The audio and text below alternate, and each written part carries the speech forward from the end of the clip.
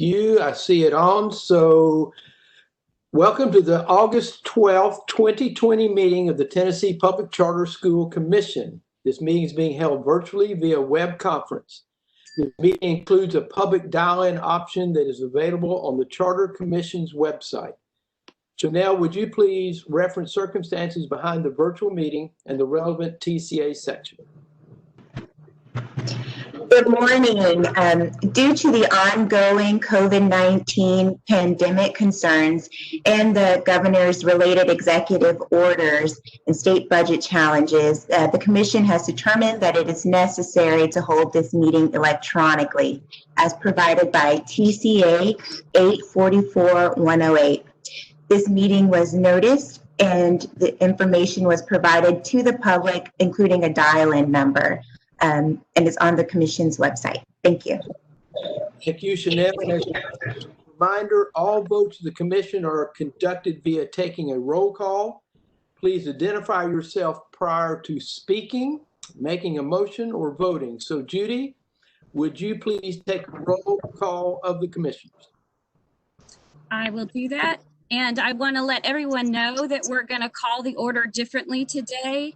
We're going to commence with Commissioner Richards, end with Chairman Griscom, and do reverse alphabetical order for everyone in between. So to start, Commissioner Richards. Present. Commissioner Tucker. Present. Unmuted. Commissioner Smith. Present. Commissioner Sisnett. Present. Commissioner Patterson. Present. Commissioner Levine.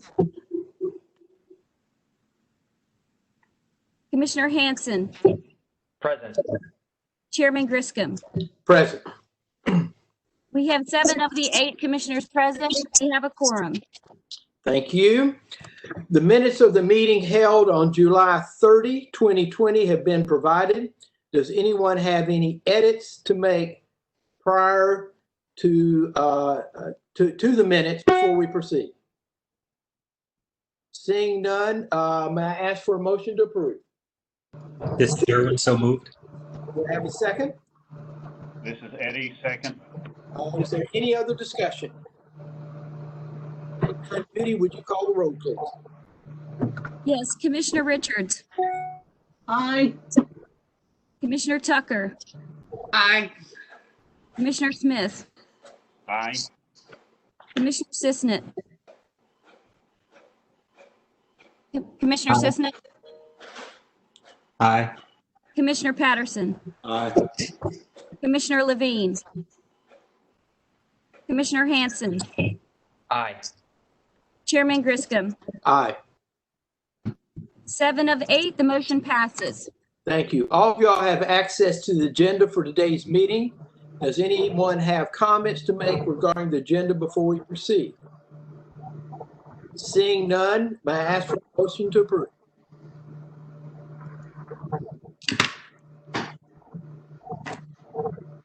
This is Andy, Derwin, so moved. That was Commissioner Richards, is that right? Tucker. Tucker, okay, sorry, okay. And the second? This is Derwin, second. Thank you. Any other discussion? Not, would you call the roll, please? Commissioner Richards. Aye. Commissioner Tucker. Aye. Commissioner Smith. Aye. Commissioner Sisnett. Aye. Commissioner Patterson. Aye. Commissioner Levine. Commissioner Hanson. Aye. Commissioner Griscom. Aye. 7 of 8, the motion passes. The agenda is approved. Great. Thank you very much, Judy. So let me thank all of the commissioners for the time that you have spent over the past several weeks in getting us to today's meeting. I know we are meeting more often than many of us thought we might be doing, but this is the most important thing that we will be taking in our early tenure on this board, and that is the selection of our first executive director. We have 3 finalists who are going to join us for final interviews today. At this point, any questions? I want to turn the meeting over to Chris Richards, the chair of our committee of the whole, who will walk us through the process. Chris? Thank you, Mr. Chairman, and thank all of you for your support of our efforts to develop and evaluate our finalists for the role of Executive Director. Today, we will conduct interviews of the 3 finalists and select the first Executive Director of the Tennessee Public Charter School Commission. We have a strong pool of finalists who each bring unique and compelling skills and experiences. We look forward to learning more about each of them today, and we thank them in advance for their interest in this important work and for participating virtually under COVID-19 circumstances. We have developed a process that will be the same for each finalist and takes 55 minutes total. First, there's an opportunity for the candidate to give an oral presentation on a question that was provided in advance of today. That will take 8 minutes. Then the candidate will respond to the same 7 questions, and we look at that taking about 35 minutes. Then there will be an opportunity for the candidate to ask questions of the commission. That should take about 10 minutes. And then each candidate will have an opportunity to make a concluding statement of 2 minutes. This will be followed by a 10-minute period for the commissioners to discuss the candidate, and then a 10-minute break before the next interview. Following the introduction of each finalist to the video call, I will welcome the finalist and explain the process. I will then ask the candidate to begin his or her oral presentation. When completed, I will ask the first interview question. We will proceed in order through the interview questions, 7 in total, with each commissioner stating his or her name and asking his or her assigned question. If one of the commissioners wants to ask a clarifying question in response to a finalist answer, please identify yourself, wait for me to recognize you, and then proceed with your clarifying question. Please be cognizant of time constraints. After each finalist responds to the 7 questions, Chairman Griscom will invite each finalist to ask questions of the commission. Once that is complete, I will allow them 2 minutes to make a concluding statement. Once all 3 interviews are completed, we will have 55 minutes to discuss the finalists and take a vote. In the event there is a tie vote, we will take a 15-minute break and then come together for additional discussion and another vote. Mr. Chairman? Thank you, Commissioner. Does any commissioner have a question for Chris with what she just laid out for the procedure that we'll be using? And Alan, good morning. It's good to see you. So before we commence with the interviews, we have time reserved if there's any public comment. So Judy, can you please introduce any individual who may have registered for public comment? Mr. Chairman, we had no registration for public comment, so we can now proceed. Thank you very much. I appreciate it. So Chris, let's move forward. And again, thank all of you all for the time that you have given to this process. Chris, it's yours. Okay, Judy, please proceed with the first introduction.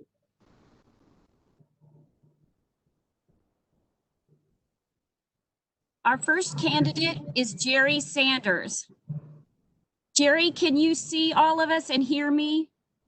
Yes, I can. Good morning. Thank you for confirming that. And we will proceed, Commissioner Richards. Mr. Sanders, it is a pleasure to speak with you again. My name is— Good morning. Good seeing you. Good morning. My name is Chris Richards, and I am chairing the committee of the whole that has been tasked with selecting the commission's executive director. On behalf of the entire commission, I thank you for your interest in serving the commission as executive director. We have a 55-minute interview structure that includes an opportunity for you to make an oral presentation, not to exceed 8 minutes, followed by a series of 7 questions that are the same for each finalist. You will have approximately 5 minutes for each response. There is also an opportunity, if you desire, to ask questions of the commission at the end of those 7 questions, and up to 10 minutes is reserved for this. At the end, you will have 2 minutes to make a concluding statement. If one of the commissioners wants to ask a clarifying question in response to an answer you give, they may be recognized and may do so. Like last time, a lengthy earlier response may limit your time on the later questions, and we will provide courtesy time checks if you're getting close on time. Again, we thank you for your time and interest in the executive director role. You understand all that? Yes, ma'am, I do. Okay, great. All righty. Good morning, Mr. Sanders. I'm Tom Griscom. I'm a member of the commission and I live in Chattanooga. Good morning. You were supplied, as have the commissioners been supplied, with a paragraph that is a broad description of charter schools in Tennessee and some of the areas that we are focused on or will be focusing on. So we've asked you to do a presentation for us that would be no longer than 8 minutes by responding to the following. What do you see as the greatest challenge for the executive director the first 12 months? And what skills will you bring to address that challenge based on the paragraph that was supplied? So thank you again, and I will now turn to you. Thank you. Well, first, good morning, everyone. It's good to see everyone again, and I'm grateful to be, in this place again. I took some time, and I really appreciated that question because it was so broad and because it covers so many things. And so I think the first challenge, considering January is approaching very quickly, is to put together a high-performing team of individuals who understand the legislative process, of people who understand policy, of those who understand charter school policy, and those who understand the law that accompanies it. I think it's also important or a challenge is going to be in this short amount of time to create a bonding opportunity for our team, because I just don't want a group. I want people who actually like working with each other.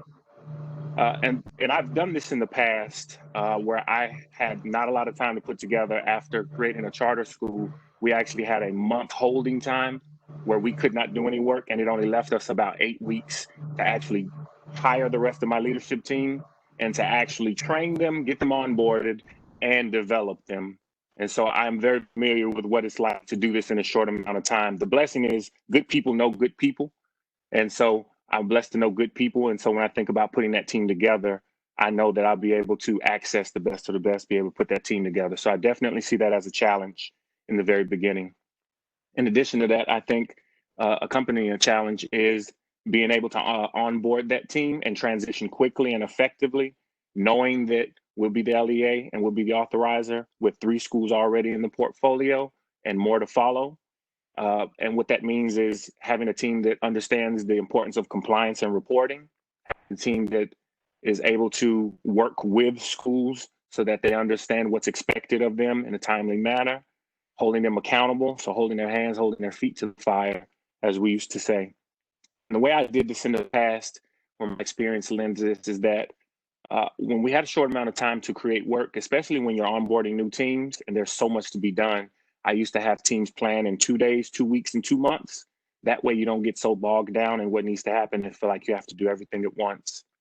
I feel like, one of the more important things, and I think this is sort of tied to, these aren't any specific order, is building strong relationships with districts. And I named this in the first interview, and I didn't go into really detail.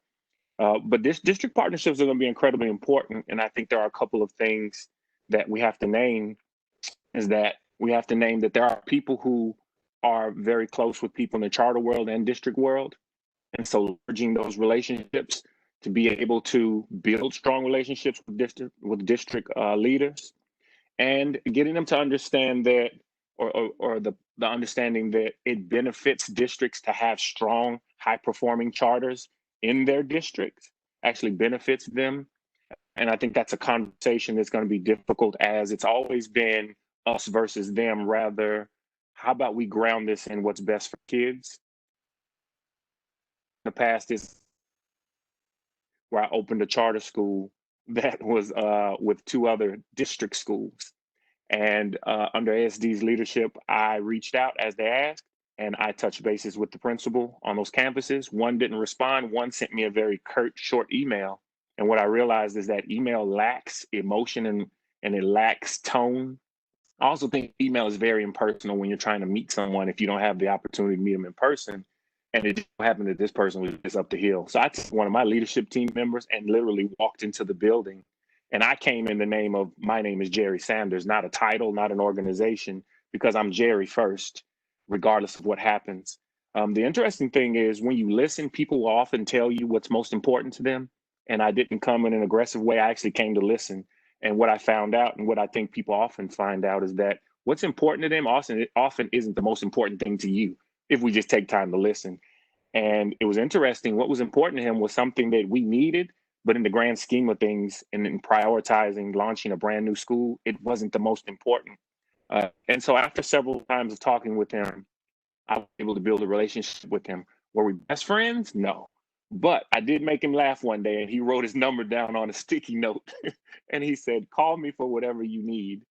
And so I think that's going to be a challenge, is building relationships with people, not with districts. So I want to name that. The interesting thing was after all of that, we connected and spoke, and he came to speak with me several times about what was important to him.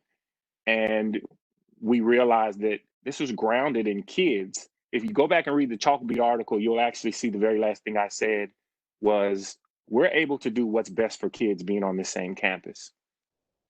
And then also the opportunity to just introduce yourself to board members. I was blessed to know several board members here in Memphis, and recognizing that part of building your team is going to be people who are strong in Knoxville, people who are strong in Chattanooga, people who are strong in Nashville, and know those board members.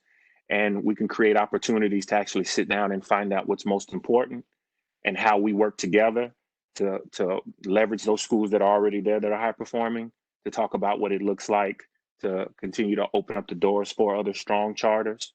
And in addition to that, knowing that at some point our work is going to intersect, it's just inevitable. Again, a matter of influence, making sure that they understand that high performing charters benefits everyone. And if this really is about what's best for kids, you very rarely start off a conversation with that and have somebody say, I don't care about kids. And if they do, then that's a very different conversation. And then, lastly, I think one of the biggest challenges is going to be creating a cabinet of advisors who are just well-versed in this work. I think we just have so many people who are incredible, who I've been blessed to know over the years, who I could call and say, hey, I'm thinking about this. Here's what I'm wondering. And they could give me a perspective that I may not have considered, recognizing that the beautiful thing about being in a leadership seat is that you don't have to know everything. That's the beauty of it. And the strength is being able to know you don't and leverage the strength of everybody who's on your team. And then, there's the opportunity to create clarity with constituents who still are unclear about what charters are. I think that's going to be a challenge, especially as this kicks back up and people and charters come back to the forefront. It's controlling the narrative has been incredibly important. One thing I still, and I think I named this, is people think it's still private. People think it's used for rich kids. I've heard all kind of incredible stuff. The other side of that is, if we're talking about controlling the narrative, we have to go back and name what charters we're actually supposed to do. And I think that's going to be a challenge because you have schools that are already in existence, and raising the bar to make sure it's really clear what it means to be an innovative charter school, not just a charter school. So the goal of opening a great innovative charter school and not just a school will also be a challenge. Naming that, making it really clear what that is so people know, not being really vague around the definition and the description. And this is where your high performing team comes in to really help build that out, in addition to leveraging your advisors. Thank you. Yes, ma'am. Not seeing any follow-up, I'm going to pose the first question to you. A major responsibility of the Tennessee Public Charter School Commission is to review appeals from charter schools that have had their charters revoked or have not had their charters renewed. Closing a charter school can be detrimental to children, families, staff, and the community.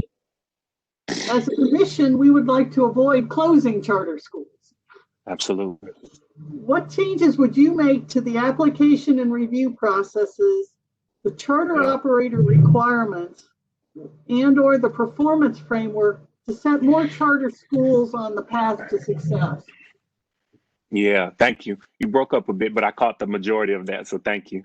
Yeah, I think we don't talk about that enough, is the hole it leaves in communities, and whether we don't understand, parents don't understand why that school closed, they just know their school closed. And so I think we've really dropped the ball on communicating why, and that's just another opportunity, another conversation for another day. I think one is in the application, holding charter schools, innovative charter schools accountable to contingency plans, and making sure that, for one, asking the question, like, if you don't have the proper enrollment, what happens then? Like, do you have a contingency plan for this? Do you have enough funding to cover you for, the next 2 years, 3 years? Are you just counting on CSP funds? What are you actually looking to leverage? So I think that's one. Two is, I think it's tapping the high performing charter schools that are already in existence. And again, I'm speaking because I don't know what this would look like right now anyway, but considering the fact that if for some reason, unfortunately, we have to revoke a charter, what would it look like, instead of closing that school, to transfer the charter to another high-performing charter school in order to keep it going, where communities aren't necessarily lost and they still have a choice? There's an opportunity to engage the community and say, hey, instead of, here's what we did when we were thinking about you. And I think the other part of that is finding ways to incentivize high-performing charter schools who decide and agree with us to do that. So what does that look like? Does that look like, something around authorization fee for a year? Does it look like us giving them extra support? Does it look like us allowing, someone from the commission to make sure we're a part of that transition process in detail and in depth? So someone from the office is a huge part of that, and it's not just them on their own. All right, we pass the ball to you, you're on your own. And I think finally it's communication. I think it is somewhere in those applications, in that process and accountability, there has to be how we hold innovative, high-performing charters and charter schools to just communicating clearly with stakeholders has to be a part of the application process. It shouldn't come on the back end. Well, we know this, so now what are you going to do? No, this is a part of your application. These are the things you stated you would do. We're going to hold you accountable to what you agreed to. Good morning, Mr. Sanders. How are you? Good morning, Commissioner. This is not. How are you? I'm doing great. So what are 2 to 3 specific concerns you have about taking the executive director role and working with the commission? Yeah, I think one is how this specific role will be, like their performance will be gauged. So what is that on, considering it's a brand new role? And sometimes it's hard to gauge, especially when you're the first one. It's really tough when you don't have a baseline of expectations. So what does it look like to hold this particular person accountable?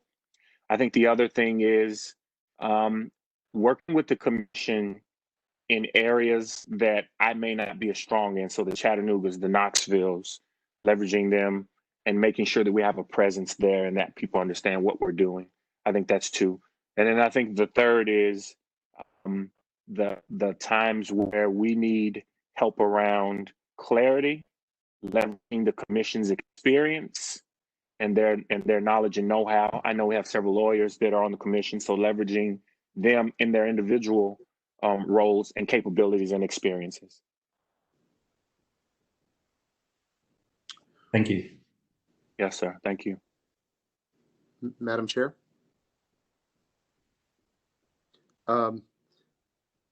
Thank you so much for coming back. I'm enjoying hearing your comments, and you mentioned you mentioned early on the importance of culture, and couldn't agree with you more. What do you think are the elements that you will most value? What elements about culture do you most value? And what is your plan for how you'll build those elements into the culture, not just of your staff, but the commission as well as a leader? Yeah, you broke up a bit again. I don't know if it's mine, but I caught the majority of it. So forgive me if I missed something. Yeah, no, it may be mine. I'll tell you this. I think when I think of culture, and especially culture building, it's such a buzzword, and I think we don't take it intentionally. And I named it earlier. I think I enjoy most about people, and that is knowing people. When you know people, it's really easier to work with them or understand some of the things that they do. And when you come in the name of work, you really miss out on opportunity to just build your social capital, somebody else who you can learn from. And culture has to be intentionally created.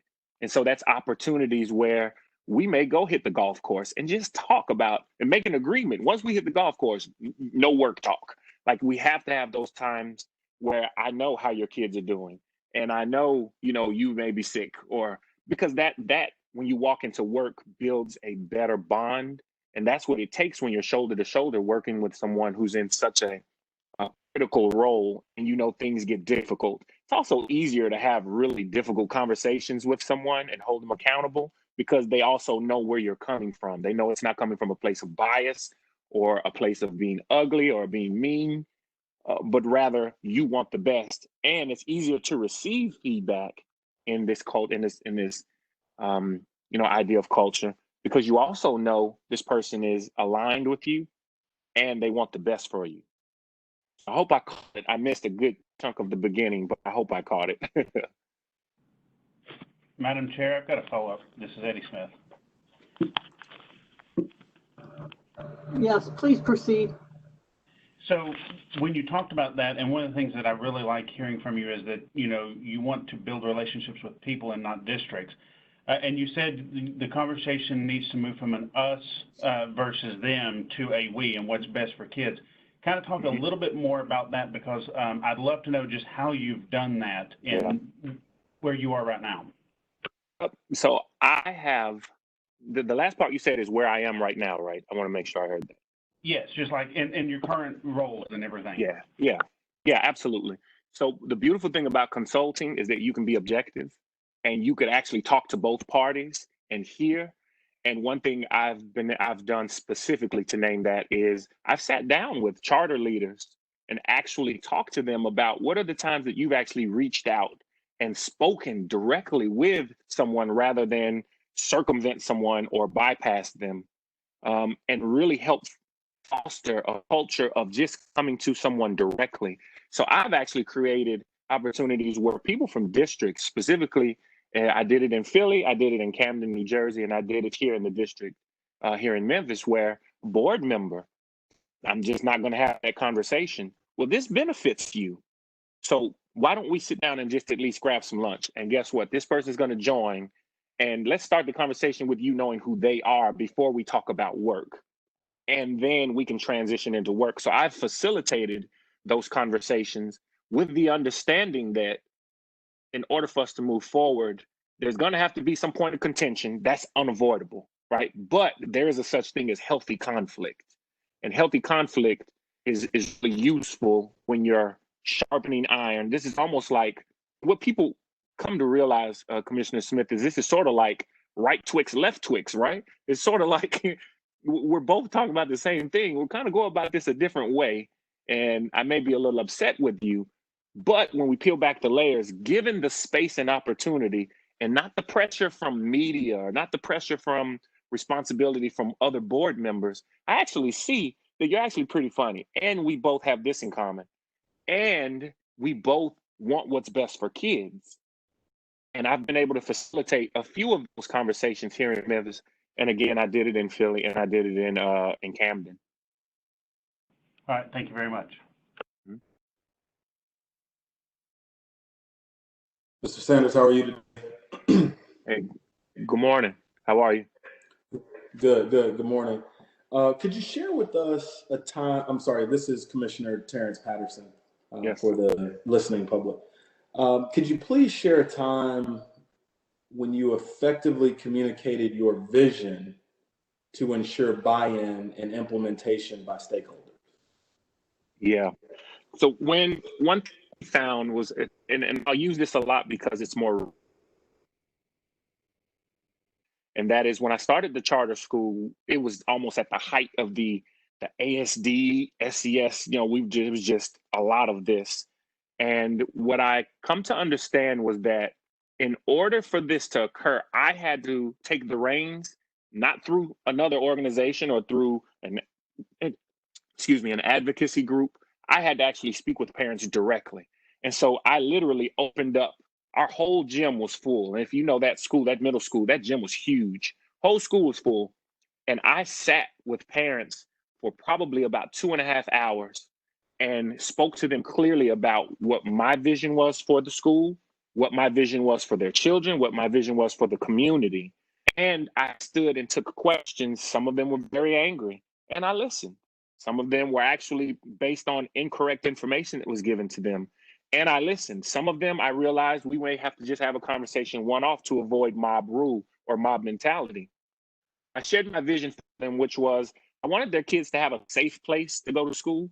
I wanted their kids to have a safe place where they could learn and it was okay, like to struggle, because we believe in healthy struggle. I wanted their kids to have a place where they would be challenged and they would be given rigorous curriculums to work from. And I named the fact that the previous years, this has been a challenge. And it was named not because I was saying it to be funny, but this was data, and gave them where they could go see that data themselves. I never shared anything that was not something that they could find themselves. And then I think lastly is I listened to what their biggest concerns were as parents, and then as people who were trusting us with their kids. Many of them have never heard of charter schools. And so I had to be delicate around how I spoke about the district because I didn't want to trash them. This is not about mudslinging, but I wanted them to understand the vision for this goes much deeper. And I wanted them to be a part of this vision. And I included them in the vision. The beautiful thing was we saw like 70% increase in parent response. Like every time we had a parent event, our parents showed up in droves. We had parents who cried, their kids loved school. We had parents who came and volunteered who, sometimes they really didn't have the best job, but they thought it was so important that they would come spend the time they had at our school just to support.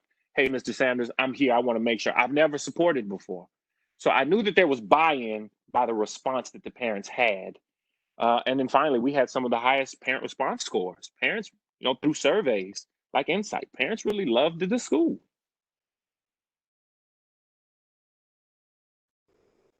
Great, thank you, I appreciate it. Thank you. Good morning again, Jerry. This is Eddie Smith in Knoxville. As you know, the Charter Promise gives charter schools increased autonomy in exchange for heightened accountability. Charter authorizers, just like the Tennessee Public Charter School Commission, are responsible for holding charter schools accountable. However, what is often missing is a system for holding the authorizers themselves accountable for the oversight of the schools and their portfolios. If you were selected as the executive director, what internal accountability measures would you like to put into place to hold yourself and your staff accountable? And are there any external accountability measures that you would like to see put in place in Tennessee for authorizers? Yeah, that's a heavy question too. But yes, you would ask the heavy one at 9:30 in the morning. One is, I think internally that begins with the actual process, the application process itself. And so I think there has to be some things around like social emotional learning has to be a part of this. There has to be a part around community engagement and often engaging the community. I think around accountability, there has to be several touch points where the commission is holding charters accountable to what they put in their application. And this could come through us coming and sitting down with them during benchmarking where they get data back. It could come through where they do map testing and get data back. And we want to know where you are in this process. And we want to know what's your plan for this and what went well. And we want to know what are you going to do moving forward. And so I think often accountability gets such a bad name, but a lot of times it's really asking the right questions that creates the right amount of accountability that needs to be there. I think externally, a lot of this is going to be through messaging around, here's like being public around their data and being public around their accomplishments and being public around their needs. Being able, here's where we were level 2, but here are the things we're doing. One thing we used to do is make data public. And I think most people don't know where to find it because it's under so many layers of information online. But what if we held that and made it public? That's a form of accountability. Like your child is at a school that is a level 3, and here are the things they're doing, and you're communicating that with parents. We used to send home one-pagers. Like, here's the benchmark, and here's where your kids were. And so I think there are ways to do that. And then I think as far as the process itself, and considering like policy and those things, I think a lot of that's just simply going to come over time.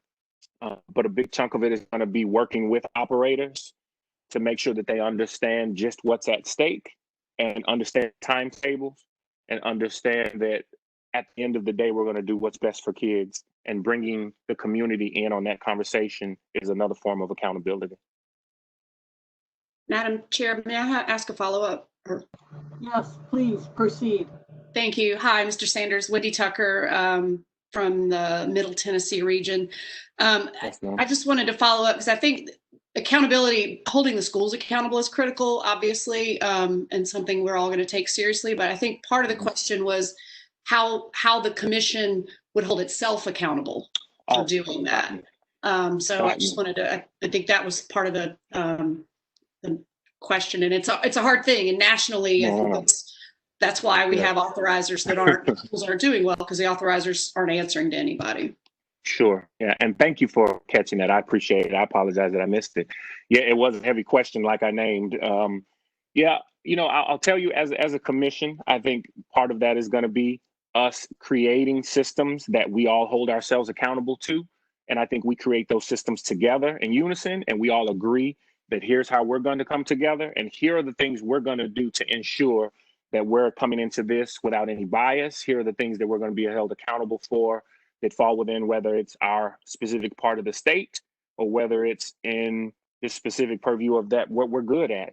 And here are the protocols that we're going to follow. As a commission, we've agreed to meet when it comes to this point about this thing, no matter what.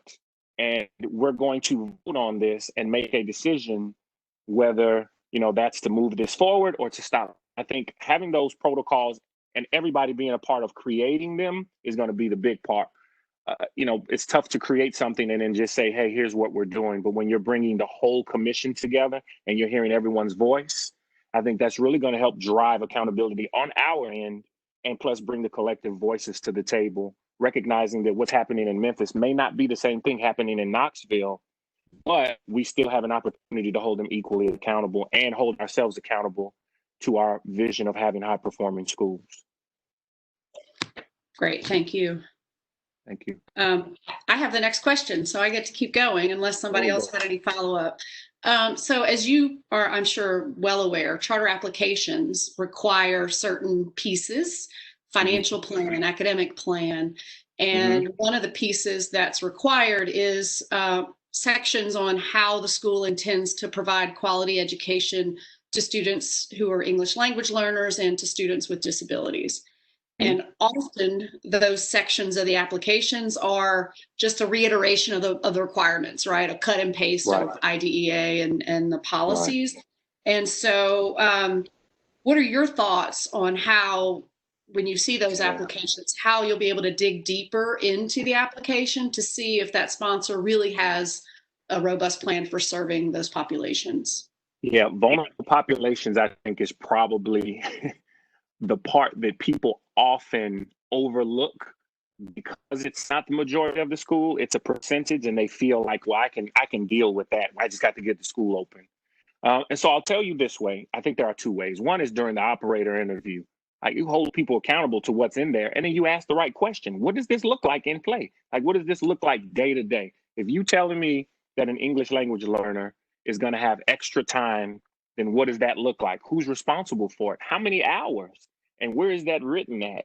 And do you have extra people on staff for that? And God forbid, if something happens and you have to, cut faculty, just hypothetically, does that person lose services? Do those families lose services? And then thinking about operators, asking like, who have you spoken to? Like, have you spoken to ELL families in the community? Have you even spoken to families who have children of special needs to ask them, like, this makes sense to you? To talk to you and say, here's what would you like to see happen? And so I think that ideal of vulnerable populations is really big.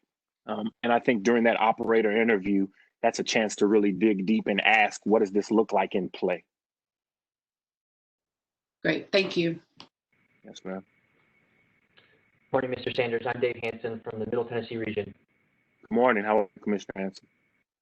I'm good, thank you. I'm lucky enough to be in the devil's advocate position where I'm supposed to ask each candidate a tough question, so get ready. So, another one? You're two devil advocates.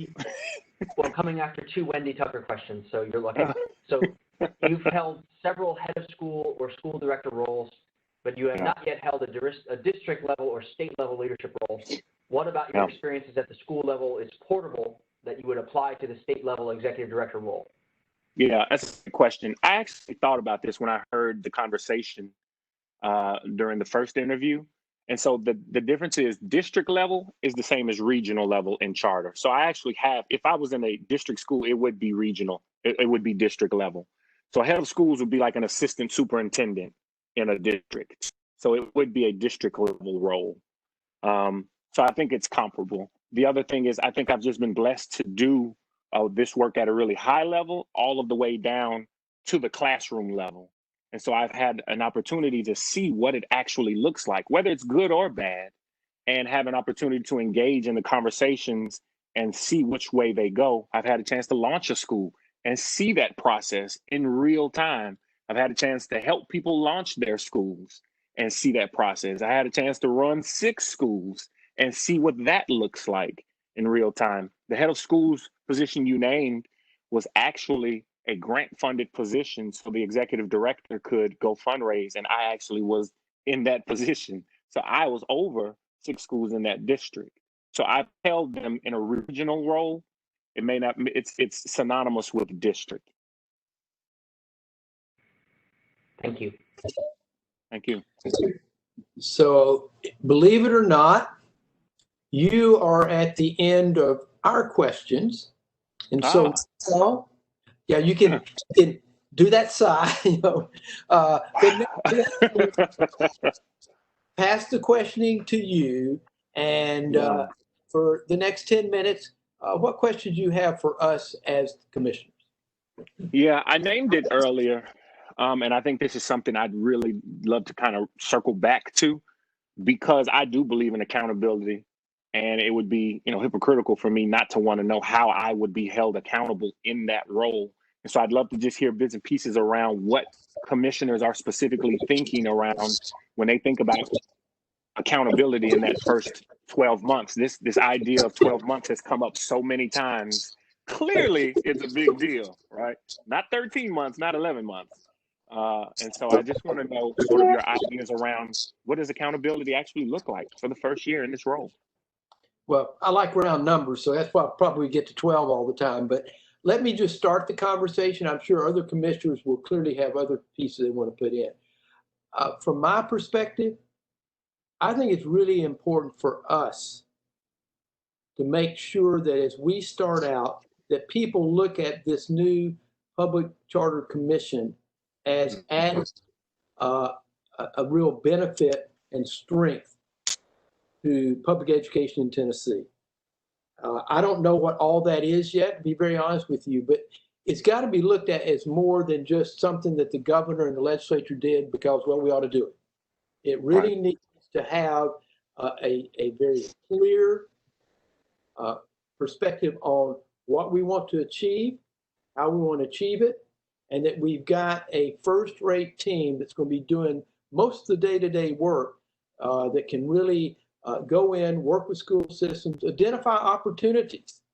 And I think potentially look at, in the state of Tennessee, is it smart for us to be finding not just charter schools in the urban areas, but do we also look at making this option available in more rural parts of the state? So I'll start there and turn to other commissioners to put in their thoughts as well. Chair. This is Alan. Oh, go ahead, Ed. Yeah, please, Alan. Well, Go ahead. I'll let Eddie go. I'll go after Okay. Eddie. Go ahead, Eddie. so, and Jerry, I think the way I have always worked is the reason 12 months keep coming up is you're always working in a calendar year, where no matter where you start, but there's in that calendar year, you have 3 months, 6 months, 9 months, and 12 months goals that are always turning over. So I think when we're talking about the first 12 months, it's what are those steps in the first 12 months that you're going to set? How are you going to achieve those? So, thinking about the first 3 months, just for myself, the first thing we've got to do is get our staff in place. The 3 months after that is being ready to start looking at and starting to make sure we have all the processes in place to start doing the reviews and the all of the stuff that we're going to have to do. But then what are the 3 month goals after that? You're always moving out. So it's always having a 12-month goal, but you have those interim goals in between. So I think when we're talking, at least when I am, I'm thinking about it from that perspective. So it's having those interim goals in between, knowing that we've got to hire the staff, we've got to be ready with all of our policies and procedures to start hearing appeals and things to us. So that's kind of what I'm looking for as we move forward. And we don't have that clearly defined at this moment because we've been through the process of trying to get to hiring an ED. I think our next step, as the chairman said last week, is that committee that will be helping to guide us in what that framework will look like. That will be their next task. Yeah, I was just being silly about the 12-month thing. I know it was coming up.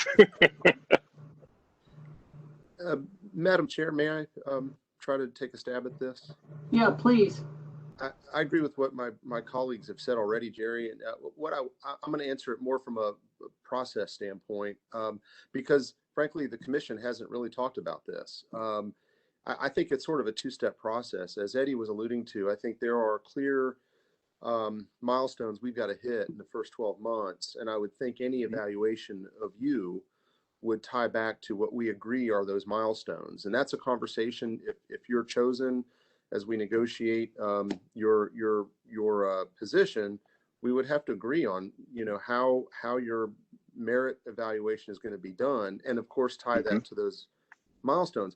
Then the benefit of it is after the first year, we've had a chance to interact with you and watch your performance. And it's incumbent on us as a commission to provide you feedback on strengths and opportunities that I think we would be more than happy to do using any tool that we can agree on. There's a lot of really good tools out there that we can agree on, but any evaluation starts, any good evaluation will start with agreement on the milestones and agreement on the expectations, and then good feedback for you afterwards, where you can evaluate your own strengths and opportunities. We can provide that feedback to you based on your own self-assessment. And I think your success is the success for these children. And so if you're selected, we're going to be I'm speaking for myself, but I'm pretty sure, having heard my colleagues, we're all going to be very invested in your success in the role.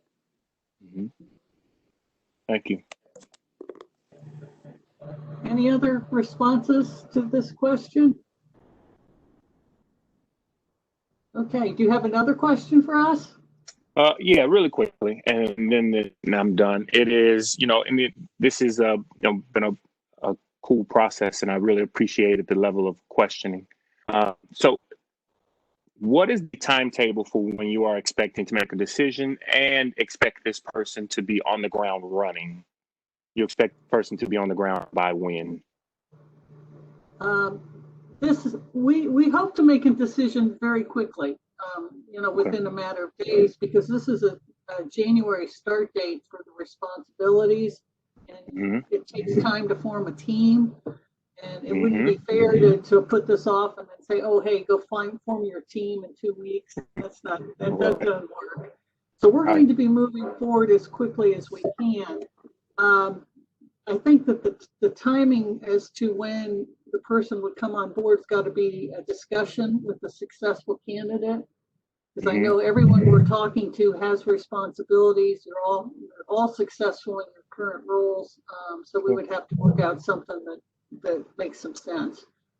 Thank you. Are there other comments on this? Yeah, Madam Chair, this is Tom Griscom. Let me add one piece to it. The legislature, when they approved the governor's budget, put some cuts. And we, as a charter commission, are affected by those cuts. And so our Business and Operations Committee has looked at a preliminary budget. And I think one of the first things coming out of here is, as we get a budget to present to the full commission, you really would like to have the input of the new executive director, because there's going to be some critical decisions have to be made in terms of personnel and other ways that we are trying to allocate the financial resources that have been provided to us to use them smartly, to do it in a way that allows us to build going forward. And so I just wanted to add that into what Commissioner Richards laid out, and that may actually happen before we get everything finally all put together, with the new executive director. But I think that's an essential part of, and one of the first steps coming in is to help us figure out what this budget ought to look like, and what the priorities are for where we spend the money. Thank you. Okay, do you have any other questions for us? No, ma'am, I don't. Okay, so you now have 2 minutes to provide any concluding remarks or statement that you'd like to make. Yeah. First, I want to say thank you again to the commission.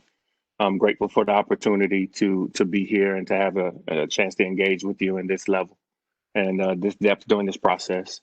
As the commission gets ready to make their decision, I ask that you keep in mind consider my service, my 18 years in actual charter schools, the time I have committed and served families and communities. I also ask that, we keep in mind that I know my areas of strength and where I've spent my time, and I also know where my deficits are. I haven't spent a lot of time in the legislative government side, and while I know that you can hire really well a team member there, I also want to make sure I name that. And I, am really grateful that, I've made it this far, and that I know whatever decision you all make will be right and will be really good for kids and families. And if not in this position, and hopefully in the future, I hope our paths cross. And thank you again. Well, Mr. Sanders, thank you so much. We appreciate your time, your candor. This has been a good conversation. We also appreciate your patience with this format. Doing these things remotely is just very difficult. And I hope you've been able to get a sense of us a little bit. I know we've gotten a sense of you, but we truly appreciate your time and what you've done to help us better understand your record and your background. So thank you so much. Do any other commissioners have anything they want to say before we let Mr. Sanders go back to his day? Chair, I just want to make one quick statement. Jerry, I just want to say thank you. I mean, in both times you've been the first one out of the gate, and what I appreciate is that you've come very prepared for a 9:30, discussion, and I think that speaks very highly of just your preparation. So I just want to say thank you. Thank you, Commissioner Smith. Thank you. Any others? Okay, Mr. Sanders, thank you so much. We will be getting back with you. Have a good day.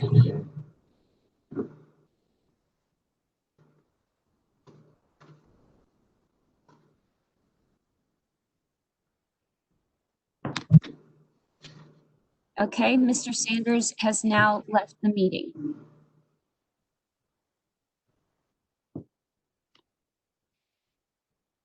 You're muted. We have 10 minutes on our schedule for discussion about Mr. Sanders. We're actually a couple minutes ahead of schedule, which is a great place to be. I will just kick this off by saying I was very impressed with his answer on his concerns.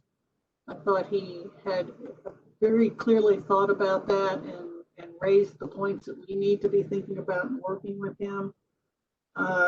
And then I just was overall impressed with his commitment and the background that he brought. I got a much better understanding of what he's done and also how he sees things going forward.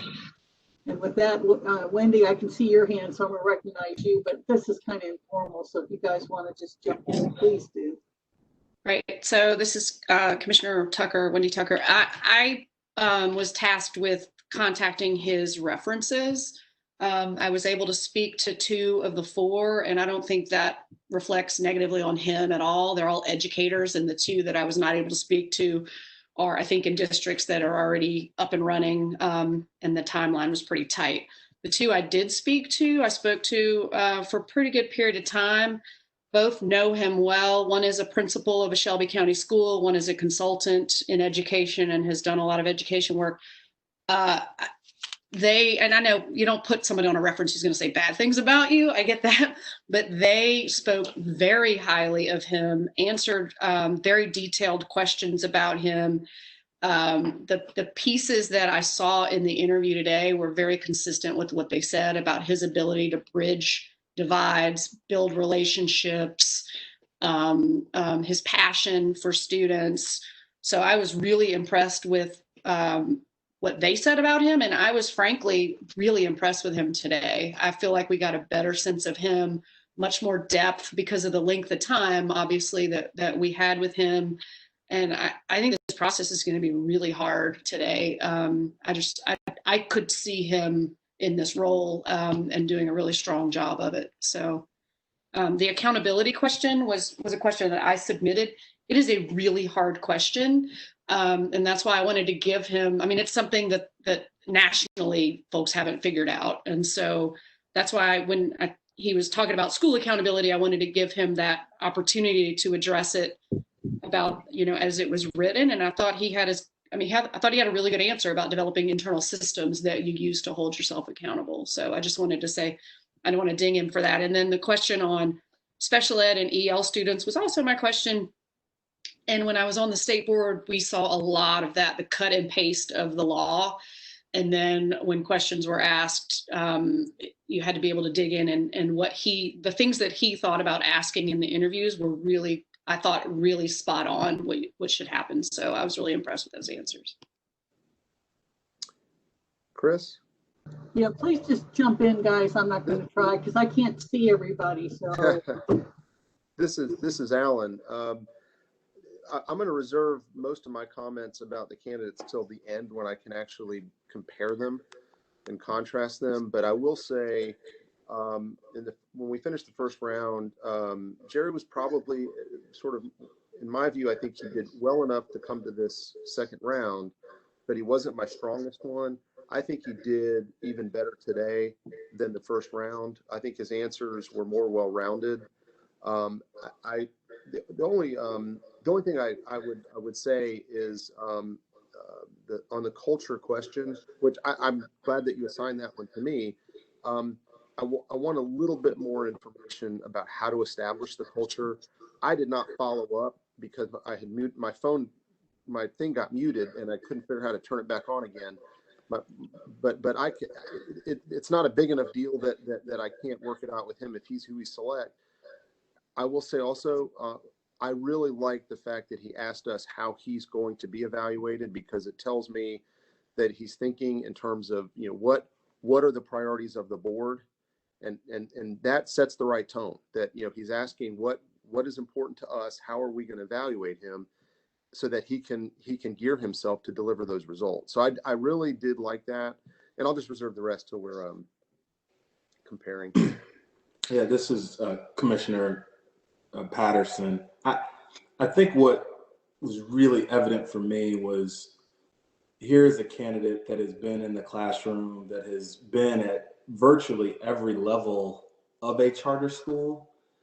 And so the depth of his answers and responses and even thoughtfulness, it just reminded me that I believe out of the other candidates, he is the one with the most sort of in the building experience, but then also in the sector at various level experience. And that that just demonstrated to me the strength of his candidacy, but then also his ability to relate across a lot of different levels and gain a type of credibility out of the gate that perhaps some other folks may not have.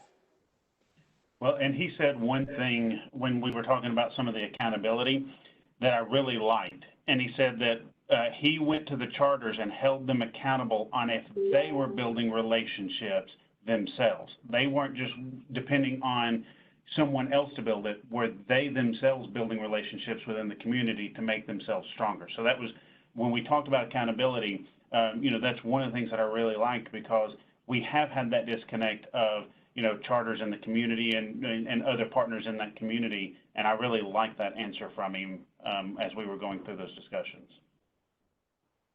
I think that goes back to your point, Terrence, of just, working in all levels, that he's had that experience to be able to know he's got to hold everyone accountable at all levels. Yeah, this is Commissioner Sisnet. I agree. I think, and I will reserve, I think, most of my comments until I get the full breadth of all the candidates to be able to compare as well. But I will say that right now what stands out for sure is the depth and breadth of experience. I think, honestly, it didn't, after seeing his resume, after hearing his first interview, I understood I understood a good amount about his experience, but just how he framed it in the end, around 18 years of charter school experience, that speaks volumes, I think, for this type of work and what we expect in the executive director's role. I think that means a lot, and I think that will stand out above and beyond the other candidates. And, I've grappled with folks in the past who take on roles without having had that type of experience, whether it's the consultant who's never made the widgets and wants to tell you how to make the widgets. He's actually been in the classroom. He's been in the school building. He's worked with charters. He wouldn't just speak about accountability without having done it himself. And so I think I can definitely see him in the role, especially because of the depth and breadth of his experience. And then I think the other piece that stood out was around just his level of engagement with the community. He echoed that over and over again, the different ways he knows how to connect with the different stakeholders. And I think that's really impressive, and we'll need someone who the person in this role will need to be able to engage at all levels. And as he mentioned, in a geographically diverse way too. So I really appreciated his openness to that, and his, without us having to prompt him to talk about what would it mean to work with Chattanooga or Knoxville. He volunteered that, and I think that was really important.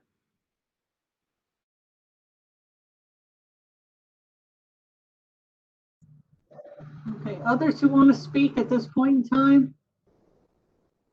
We'll obviously have a much more fulsome discussion at the end once we've seen all three candidates. Okay, well, I don't see any hands up, so let's move into our break. Judy, I think our next candidate is supposed to be at 10:30. Yes, that's correct, Commissioner Richards. We have tests starting at 10:30. I know we're a little ahead of the game, but that's when she's scheduled to begin. So I don't think that we can expedite that. But if everyone could please sign in and be ready to go by that time, that would be wonderful. And we will proceed with tests at 10:30. Thank you so much.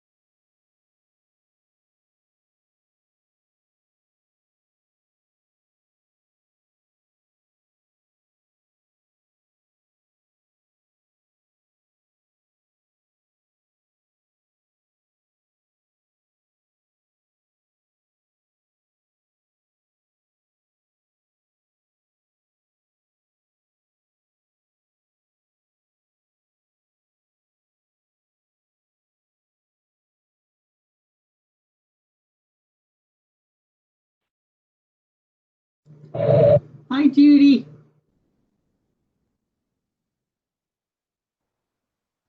Hello, Chris. I now have got everyone where I can see them. Thank you so much. Yeah, I just had the trick last time and it helps a lot. Yeah. Well, once I got in, I was like afraid to touch anything because I was afraid it would either kick me off or do something. I'm sorry about my husband's name, but every time I try to change it, it kicks me off. So I'm not going to worry about it. I would not worry about it. Yeah. We Thank you are so getting much. lots of feedback from your line. So if you don't mute yourself, I'll mute yourself, but I'm trying to be on top of it. Yeah, just mute me because I don't hear any feedback. I got a lot of feedback on Jerry Sanders' line when he was talking. Yeah, I think he had a not great connection because I got that too. Okay. Well, just mute me and I will take no offense. Okay.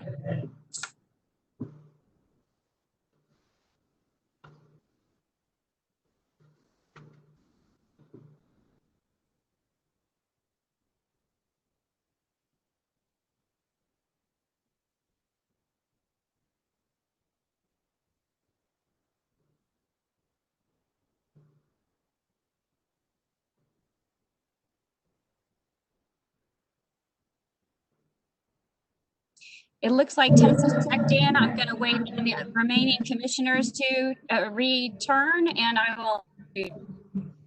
Terrific.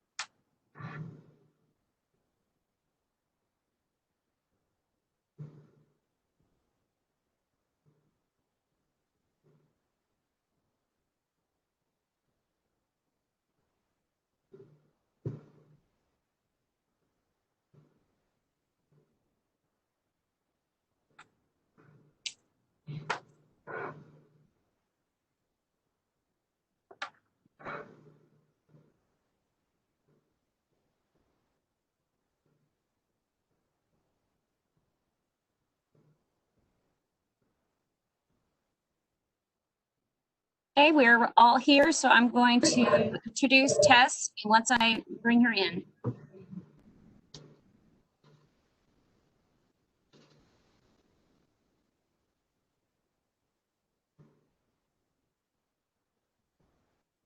Tess, good morning. Can you hear me and see all the commissioners? You and see you. Can you hear me and see me? I can. And can you see the commissioners as well? I can. Great. Okay, we have Tess Stovall for the commission.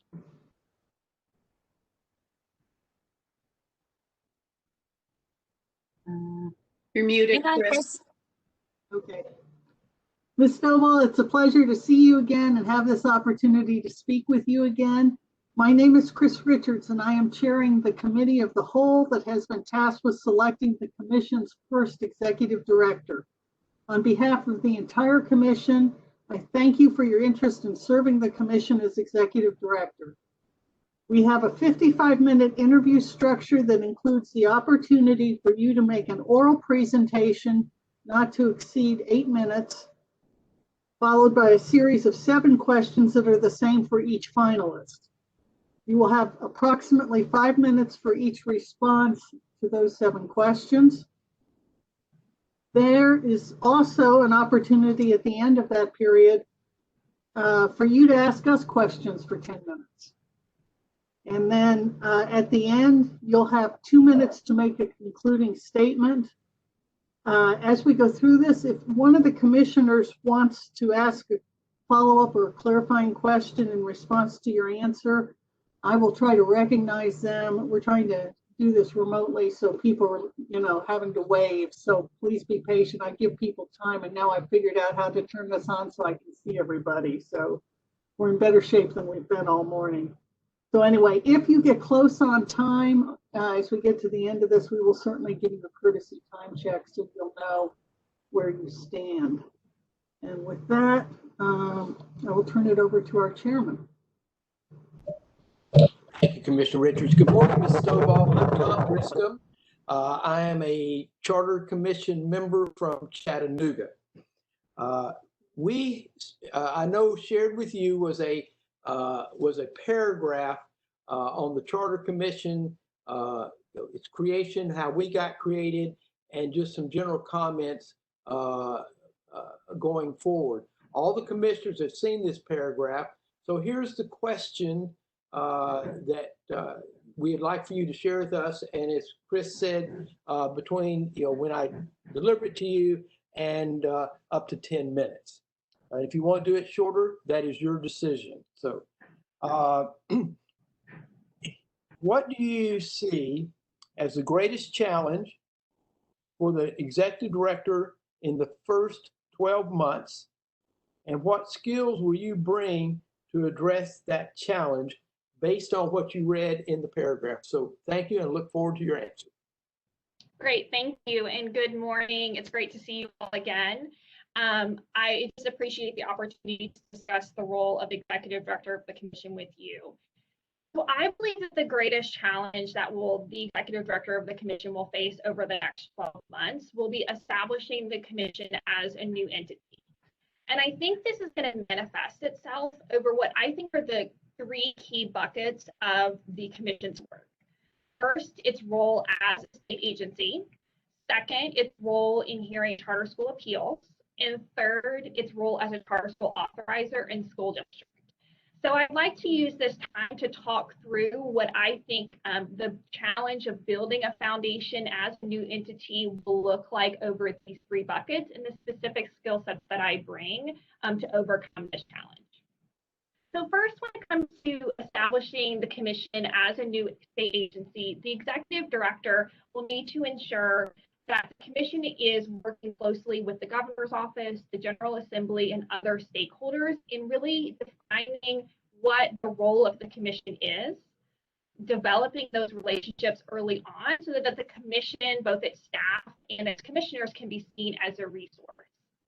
In particular, the Executive Director will need to prioritize and educating the members of the General Assembly on the work of the Commission, how you all as a body and us as a staff are meeting the charge that's been laid out for us in state law, and really telling the story of the Commission. I think it's really critical that we get out in front and really share how the Commission is upholding high quality, really meeting what the statutory charge is and sharing its successes. In particular, I wanted to call out 2 examples of things that are going to come up in the next 12 months. First, the Executive Director and staff will need to defend the Commission's rules in front of the Government Operations Committee. That will include building relationships with those members of the committee and then actually testifying in front of the committee to defend the rules. In my current experience as a director of charter schools, I have numerous opportunities where I've had to do that same work, defending the state board's rules in front of the Government Operations Committee. I understand that process, and I would bring that experience to the work of the Commission. Secondly, the Executive Director is going to have to oversee the Commission's first process through the budgetary cycle, working with the administration and the General Assembly and making any necessary budgetary adjustments given the evolving state conversation regarding the budget.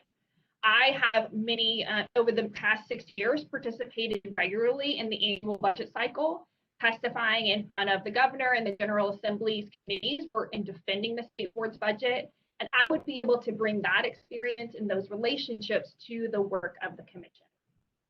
So the second key bucket that I think building the foundation will be important for the Executive Director is establishing the Commission as the new entity hearing charter school appeals. When we look forward into spring 2021, the first appeals that the Commission might hear are charter school renewal appeals. In my opinion, having dealt with appeals over the past 6 years, charter school renewal appeals are sometimes the most complex of appeals to receive. And so it's going to be the role of the executive director to really ensure that the commission is ready to hear those appeals. I understand the complexity and the politics around hearing charter school appeals, particularly charter school renewal appeals, and I've established strong relationships with charter school operators in districts through this appeal process. I will be able to establish a clear and transparent process for the commission to hear its first appeals that's really going to set the right foundation for the work of the commission. In particular, I wanted to talk through one key process that I think would be critical for helping me as the potential executive director and you as the commissioners to really set us up for success in hearing those appeals. This is a process that I used when I was working through appeals with the state board, and it really helped to define the process that we would use in an appeal. So I would use this fall during a time when the commission is not hearing appeals to run us through some case studies of actual appeals heard by the state board. I would give you as commissioners all of the record on those appeals. I would present the executive director's recommendation, and we would actually talk through it as if we are voting on those appeals. I think that would give you as commissioners a deeper understanding of what types of materials you would receive on an appeal. For me to understand what additional information you would want to hear when it comes to appeals, and for me to also get feedback prior to presenting a recommendation on things that you would like to see in a recommendation and how you would want those presentations to go. And I think that would be a critical process for us to run through before we are in a place of making high stakes decisions on appeals. Third, the commission is establishing itself as a new school district and as a charter school authorizer. Unfortunately, there is no playbook for creating a new school district. Trust me, I have looked for it and it does not exist, but I have the experience and I know what it takes to set up a school district and a charter school authorizer from scratch. Over the next 12 months, the executive director is really going to have to think on a large scale and a small scale to make sure that all of the processes and procedures are set up. The first focus will be on identifying the team and the roles that need to be filled to do this work well. I'm a huge believer in building a team, having the right people on your team so that you're not doing the work yourself. I have recruited, hired, and onboarded and supported the state board's team that's currently overseeing the district and authorization functions. And I would carry what I've learned and also the lessons learned into the work of the commission. The second focus will be setting up all of the processes and systems that are required for a school district here in Tennessee. I have in function over the past 4 years that we have had a school district here at the state board served as director of school. So I'm very familiar with the processes, the systems that we need to get set up over the next 12 months. As an example, the executive director is going to need to hire the staff and ensure that the commission is set up to apply for and receive federal grants for its authorized charter schools. So the first step in this process is going to be getting the commission set up in the state's program called ePlan. That is where a district is going to apply for and receive federal grants. Then we'll need to create a district planning team in order to submit a district plan by March of 2021. This planning team has to include school leaders, parents, and teachers. Then after that's complete, to ensure that the consolidated funding application is completed. And this is where the district's Title I, II, III, IV, and IDEA grants come together. We'll then need to work with our authorized charter schools as they're building out their individual federal grant budget to ensure that any spending that they're planning to use is allowable. And finally, we'll need to set up a reimbursement system for those schools. Because the commission is the entity that actually receives the grant, we will be responsible for paying out those reimbursements to our authorized charter schools, and we'll need to set up a reimbursement system to make that happen. All of these steps will need to happen over the next 12 months, and I am fully prepared to take on this work. As I understand that setting up a school district requires both strategic planning and a willingness to think through the intricacies of all of the processes, I will lead the staff and the commission through this work based on my experience with the state board. My goal in this bucket particularly is that the state board and the commission have no transition issues for our schools, and they see no difference between the work of the commission and the state board. For me, that is success. So in conclusion, I think the greatest challenge facing the executive director will be establishing the work of the commission as a new entity. I believe it is necessary that I have necessary knowledge, skills, and abilities in order to do this work well. I have been within state government for 6 years. I have overseen the charter school appeal process. I have overseen the running of a school district.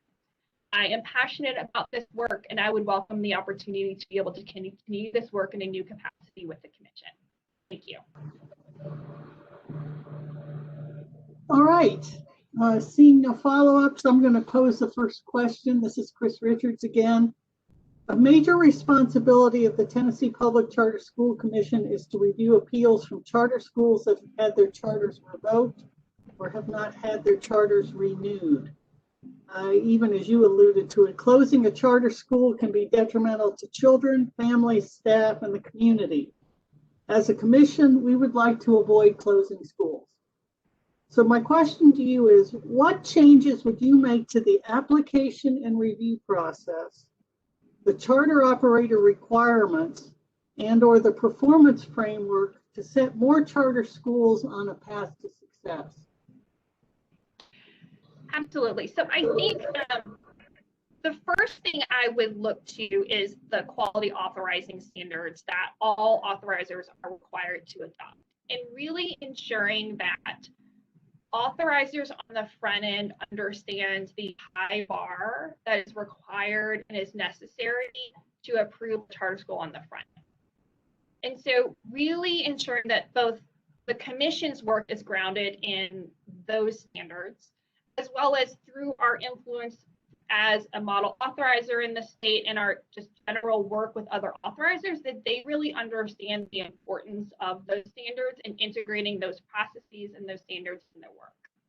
When it comes to the charter application and the specific rubric, I think one of the things that I know that we have struggled with in particular when it comes to the application and the rubric is really looking at that existing operator section. Currently in the application and the rubric, it speaks to the performance requirements that an existing operator may have or is required to have in order to be granted, additional schools. And I think the challenge that comes with a statewide charter application, which is what we have, is that that performance could look very different depending on where you are in the state, what type of authorizer, what type of operator it is. Like for an example, when you're looking at operators that have traditionally performed in the Achievement School District, their performance is going to look different than potentially an operator that has not been operating in the Achievement School District. And so I think there's areas for us to really look at the charter school application and the rubric to hone in on what are we really looking for in terms of previous performance. I also think when we think about the application just generally and not thinking about existing operators, really clarifying, what are we expecting with regard to our governing boards and their oversight. I think the challenges that I have seen when it comes to revocation and renewal is that perhaps the governing boards were not as engaged as they should have been, not as engaged early enough to really correct course when needed.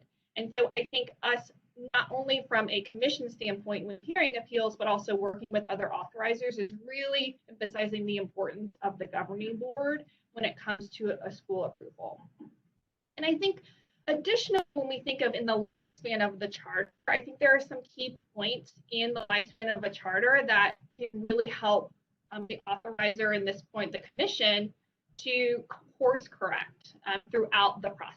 So using the performance framework as an example, really having those annual conversations regarding performance with their schools. Having that end of year performance report where we're going through each part of the performance framework and letting schools know how they're doing on that performance framework. Not being afraid to use an intervention protocol and put people on notice, because putting people on notice then gets people to want to change their activity and change the outcome, which ultimately is what we want. I think I completely agree with you all that closing schools is not fun. is not an enjoyable part of the experience, but I also understand that a strong authorizer has to be willing to close the school if it's not performing. And so I think making sure that we're putting up all of those guardrails along the way, but not being afraid that ultimately, if we need to get to an intervention of closing a school, that we would be willing to do it. Good morning. Good morning. This is Commissioner Sifnat. And what are 2 to 3 specific concerns you have about taking the executive director role and working with the commission? Thank you for that question. I think for me, when I'm looking at a new job, I think number one, I'm looking for mission alignment and really ensuring that I am aligned to the mission and the goals of whatever it is I'm doing. I think for me, as a new entity, I think you all are still trying to come together and probably in that the forming and norming stages as a group. And so I think the challenge for that is coming in where we are still in that forming and norming session and you know, certainly working with you all in that process. But you know, as a new entity, as I talked about, we're going to be working through that together. And so there are going to be challenges. There are going to be things that I thought I was communicating correctly and you all thought something else. I mean, that's just a part of building a relationship. So I think the newness is a concern in the sense that I think we all have to be aware that we're all still getting to know each other, particularly in this strange world of WebEx, right? Like there is so much that you miss when you're not in person with someone. I think secondly, when I'm looking for a new job, I'm looking for autonomy.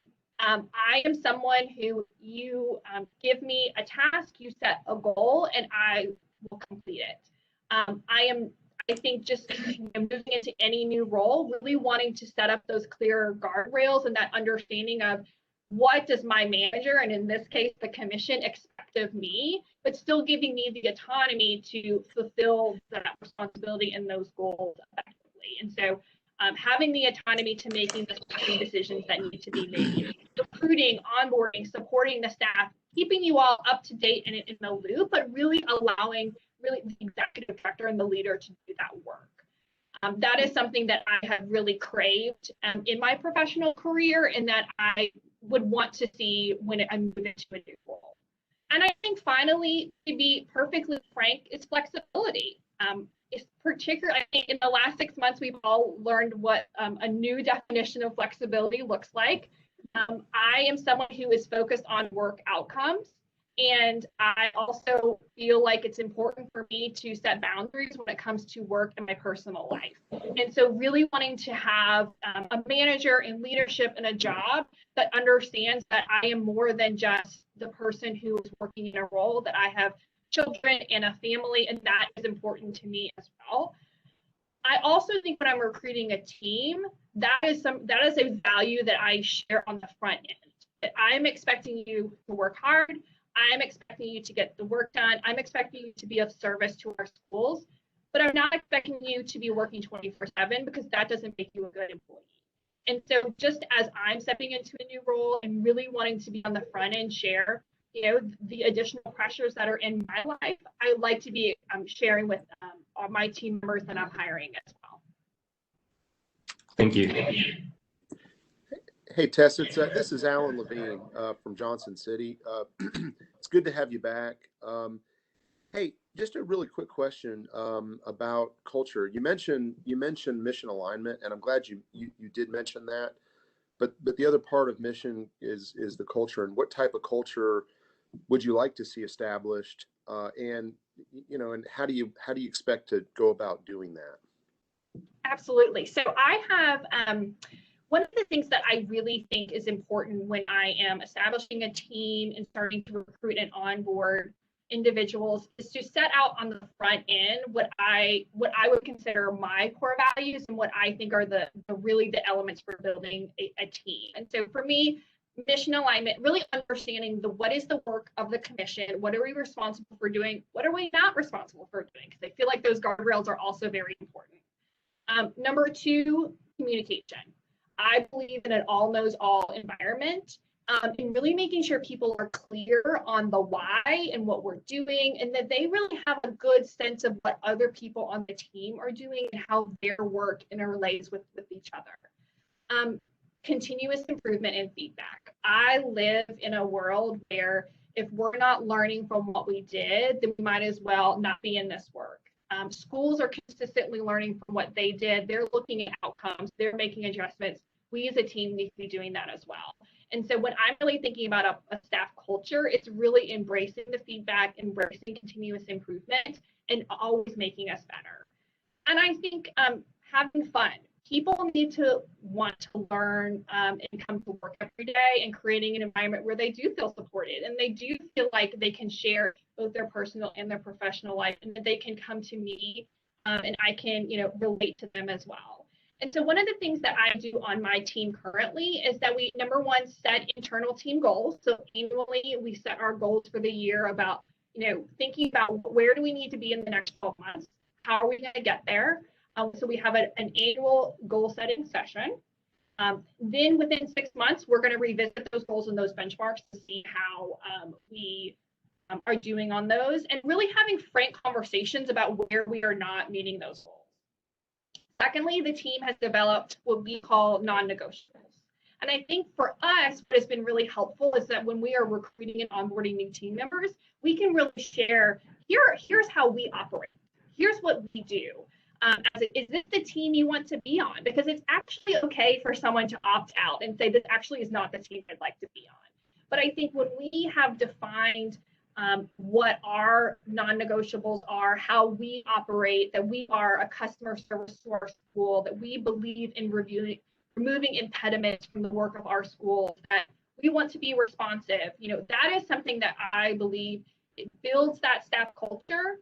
And also, when we're recruiting additional people to join on the team, they see a really clearly defined staff culture that they're able to opt into, and they know those expectations from the get-go.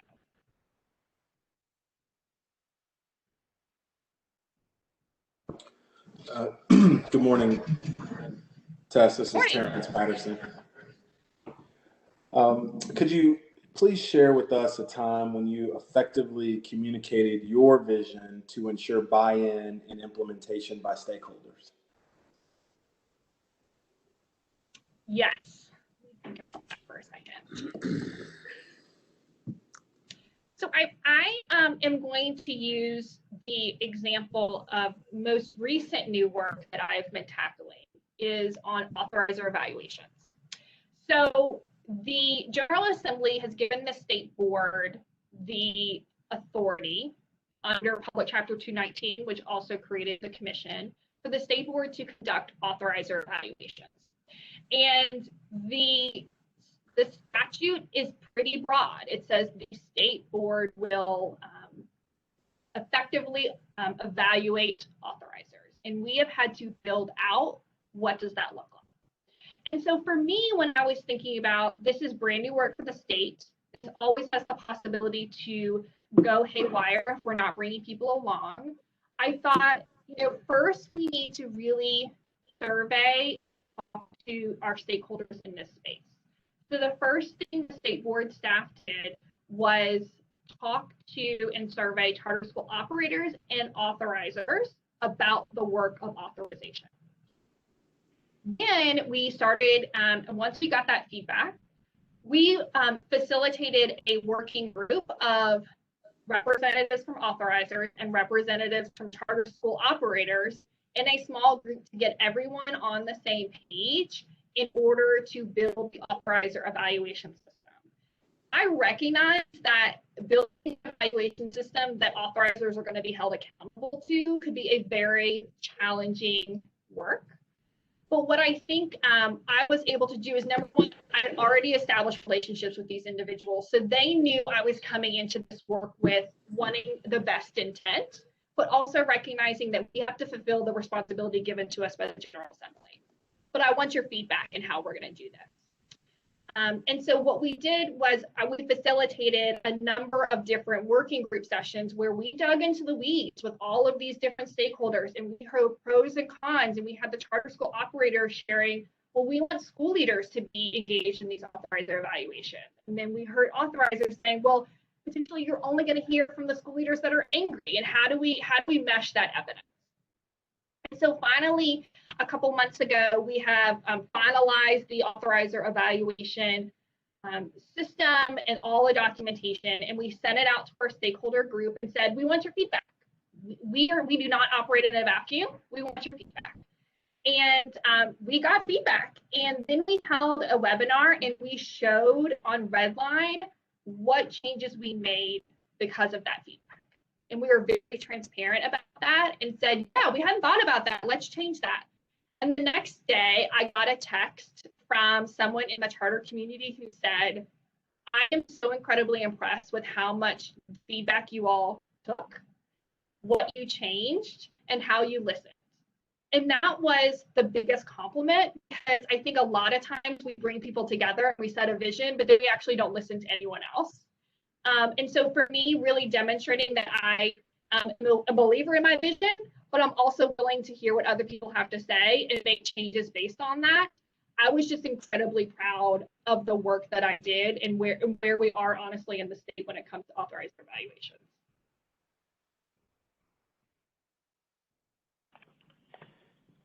Good afternoon, Tess. Eddie Smith in the center part of the state, as I tell everybody, in Knoxville. May not be the geographic, but still the center. It will be in a few weeks. As you know, the Charter Promise gives charter schools increased autonomy in exchange for heightened accountability. Charter authorizers, like the Tennessee Public Charter School Commission, are responsible for holding charter schools accountable. However, what is often missing is a system for holding the authorizers themselves accountable for the oversight of schools and their portfolios. So, two questions. One, if you are selected as the executive director, what internal accountability measures would you like to put in place to hold yourself and your staff accountable? And two, are there any external accountability measures you would like to see in place in Tennessee for authorizers? Thank you. And absolutely, I am actually very excited about the authorizer evaluation system in Tennessee, because I do think it will move authorizing forward. I think, number one, I know that I work best when I get feedback, as I have shared. And so I think it's important for us to create feedback loops throughout the year in order to make sure that we are being of service to the commission, to our schools, to our external stakeholders. I think we do that through surveys, we do that through meetings where we hold a very specific time for feedback, to be making sure that we are kind of working towards those goals. I think in particular for me, it's about setting the vision of the commission, understanding what is that strategic plan, how do you all see goals when it comes to those three buckets that I outlined, work with our stakeholders in the General Assembly and the governor's office, charter school appeals, what does success look like there? What does success look like in charter school authorization and being a school district? Us agreeing on those goals, us agreeing on those benchmarks, and then regularly coming back to those and discussing publicly how did we do? Where did we fall short? Where did we have to correct course? And I think that's a part of us as an authorizer, really implementing the continuous improvement and the feedback that we are expecting of our schools and of our other stakeholders. The commission has to be ready for the authorizer evaluation system and understanding that the work of the commission will be evaluated. And there are potential high stakes involved that the state board could withhold an authorizer fee if there's not a meeting of a quality standard. And so I think really the commission understanding those quality standards, that when we're hiring and building out a staff, that they really understand the quality standards and that we're not afraid to say, we need to make a change here because we're not actually aligning to the standards, or I'm not sure that this would actually meet the standard. We need to think about how to improve that, because that's going to be a transparent and public process. And, I've always wanted to be in the work where we can be a model authorizer and we can be not only a state model authorizer, but a national model authorizer. But that means we have to do the work and be willing to make adjustments for people too. Hi, Ms. Stovall, from Middle Tennessee. morning. Am I echoing or is that, okay, that was somebody else. Good morning. So as you well know, charter applications have certain parts that are required, financial plan, academic plan, and one of those parts, actually probably two of those parts, are plans for how the sponsor intends to provide quality education for kids who are English language learners and for students with disabilities. And often those pieces of the application are a cut and paste of the law that, you know, what the requirements are and the policies. So I would love to hear from you as the executive director and as a commission, your thoughts on how we can dig deeper into those applications to see if there's real meat to those plans and if those sponsors are actually prepared to serve those student populations well. Thank you for that question. I will say that is something that we, in my current capacity, spend a lot of time on. And I think in particular, we see it both on the application front, but also in the authorization front, because what I think that many charter operators are not necessarily prepared for, given the context that the state board operates in, but also the commission will operate in, is that we are a very lean team and a very lean operation. And so if you have potentially been authorized previously by Metro Nashville or Shelby County or another large district authorizer, there are inherently some supports around special populations that the district is providing. When you come and to be authorized by a statewide entity like the Achievement School District or the State Board or Future Commission, there are just inherently different processes. And I think what we have learned is that we actually have to name those early on in the application process. So are you prepared to do your own WIDA screening of new students? Do you know what the WIDA screening is? Are you prepared to do your own access testing? That it would be a responsibility of a school that maybe another district would take over. And so I think what I've learned and what I would implement at the commission is, number one, looking at the application, really digging in from a written perspective, what did they put in the application? Using that capacity interview to dig deeper and to provide some scenarios. So in the application, you said that you would rely on the district to do this. So in the case of you're authorized by the commission, the district would not be able to do that because you're not going to be authorized by Shelby County Schools as an example. How would you have to change from a staffing and budget perspective in order to do that work well, in order to assess students, in order to, you know, what if you did have a student with high needs who enters your school? How is that going to change from your budget that you currently have? Then when we get into the pre-opening work, it's really working with schools from the beginning of being authorized to set them up for success, getting them connected to the right resources, providing trainings where necessary amongst the various different special populations that they're going to serve. I think one of the things that we work a lot with our schools on right now is getting the student files transferred early so that they know the needs that the students have coming in. I think particularly that is a challenge that our operators face is, you know, we are technically a different district. So there are additional hoops that have to be jumped through if you are trying to transfer a student file. And we want to be an advocate for our schools so that they're able to know their students early on, be able to serve those students, and to be able to provide quality education.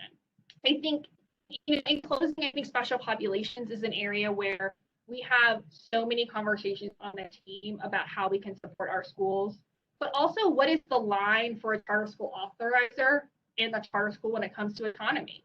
And I think we have to really clearly define, here are our expectations when it comes to serving special populations. Here's what we as an authorizer can provide to you. But ultimately, we are still going to hold you responsible when it comes to the performance framework, when it comes to monitoring compliance for serving those special populations. But really equipping people to do that work well before we push the accountability on them. Right. Thank you. Hi, Ms. Stovall. It's Dave Hansen from Middle Tennessee. It's nice to meet you for the first time, as I know you've never met anyone on the call.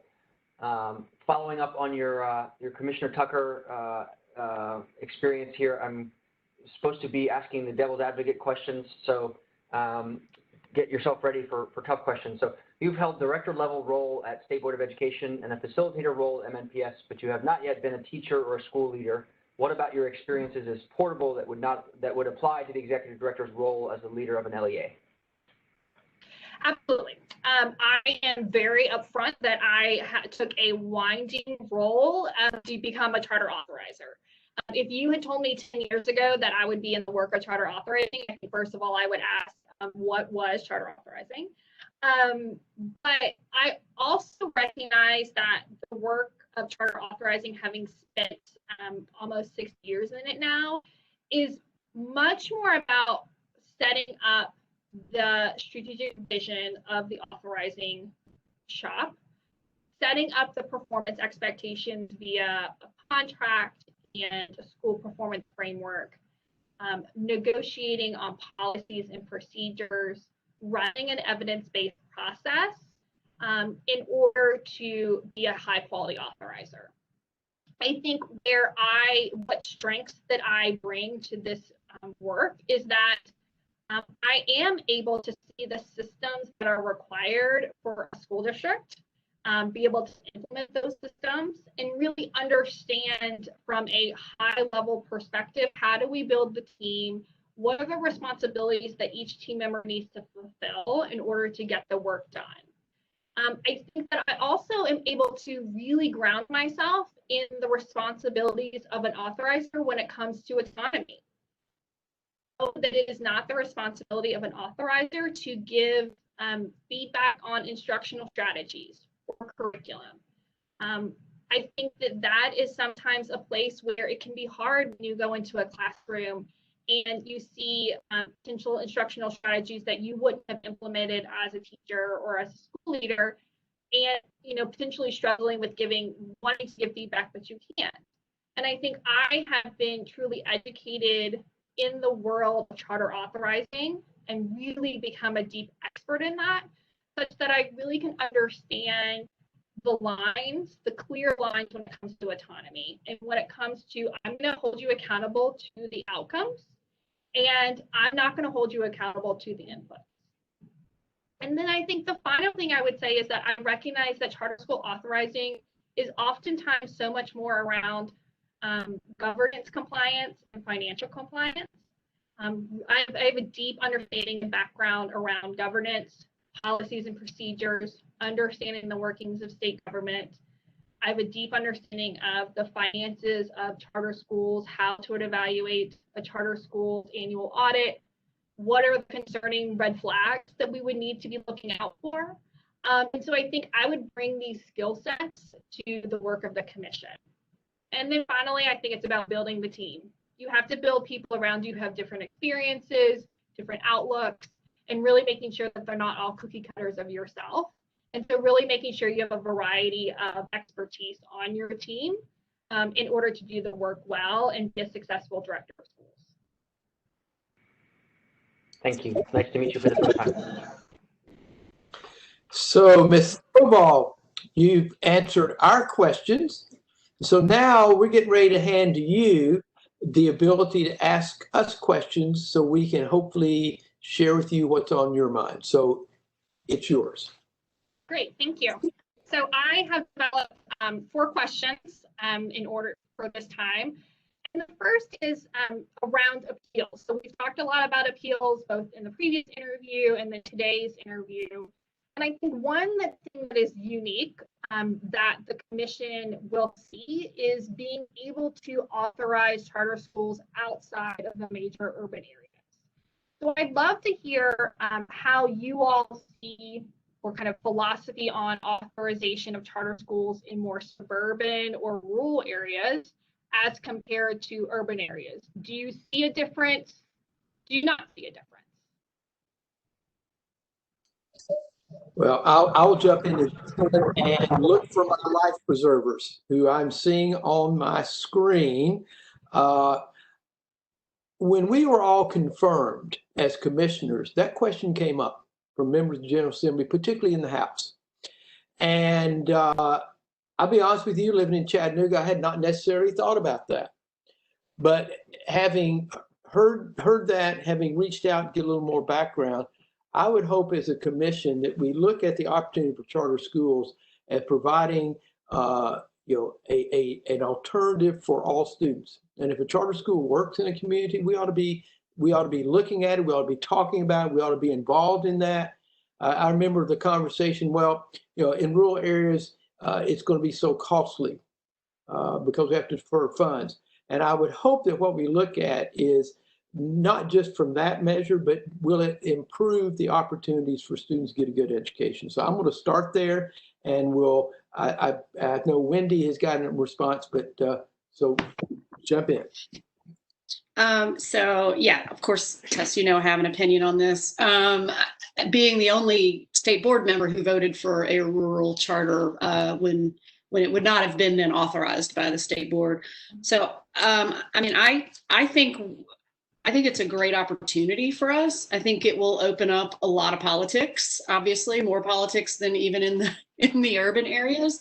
And I think that the statute is intended to address that. So you have the substantial negative fiscal impact analysis that will look different in a rural, right? I mean, it's the same analysis, but the answer may look different in some rural situations. And so I think we have to follow that statute.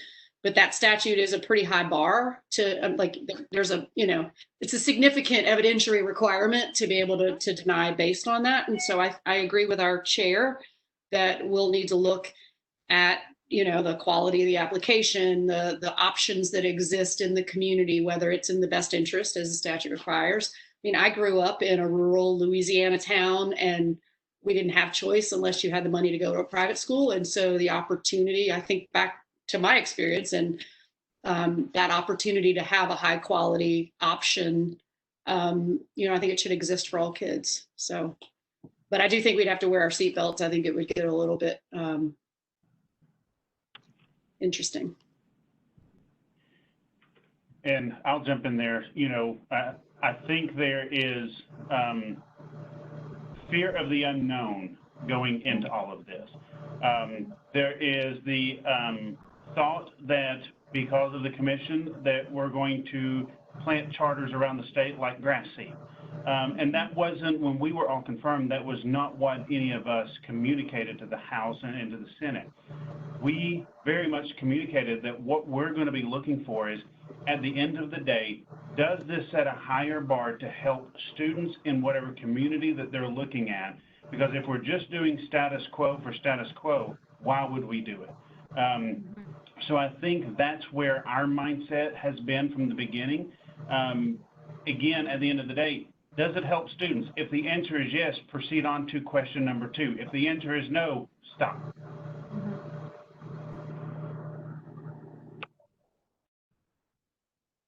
Question for us?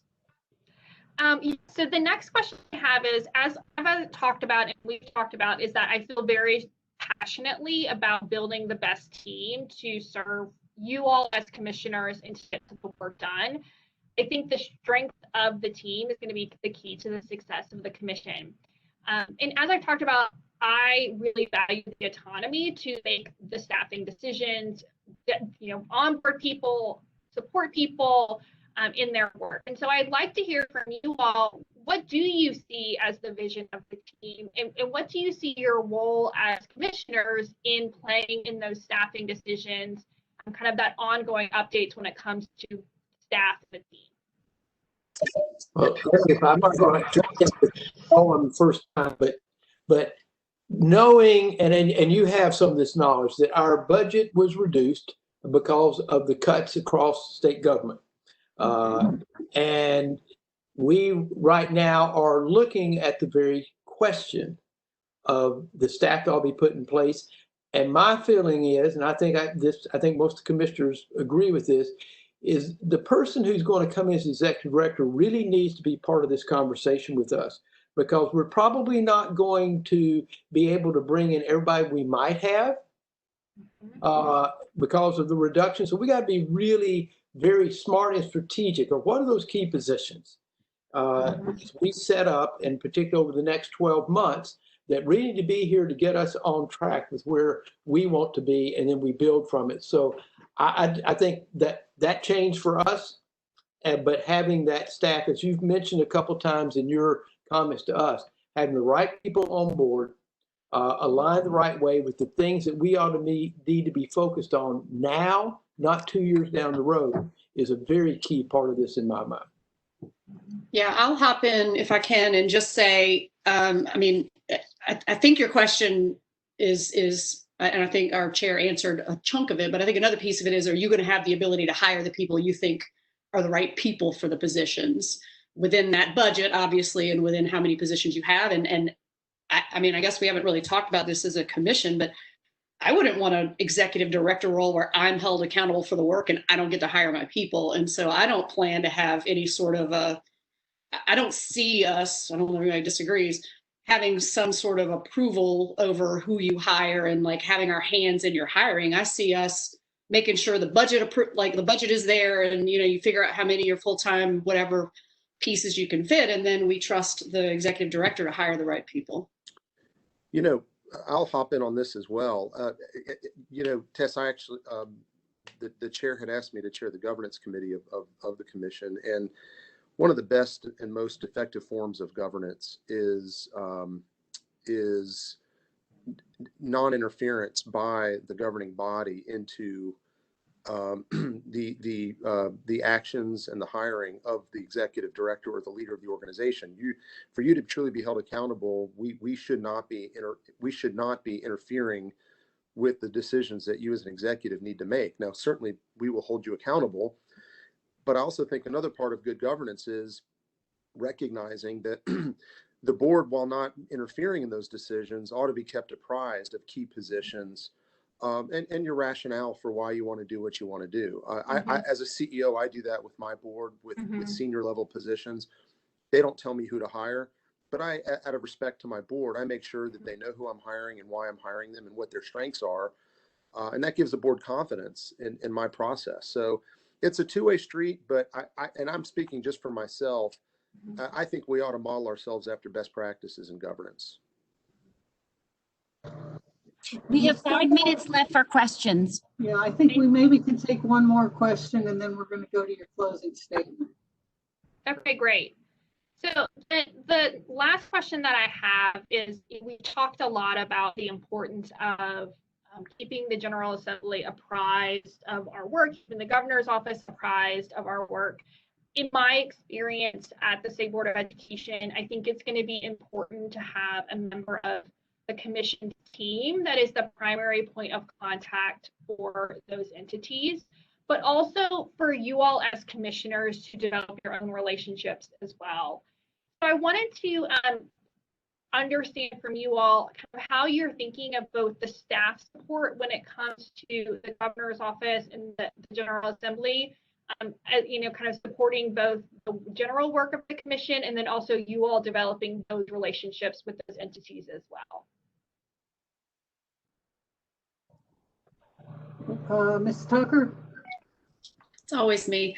I'll hop in just to say, for the rest of the commission, I really appreciated how the state board handled that. And Nathan James was the staff member at the state board who helped us as board members connect with the legislators in our districts, had lunches with them, dinners. And I would envision, ideally, that sort of relationship building being able to happen for us as commissioners too, because I think it was hugely valuable as a state board member to build those relationships with school superintendents, with legislators, with the governor's office. And so I would love to see that same sort of process if that was if you were executive director, if that's how you decided to move that forward.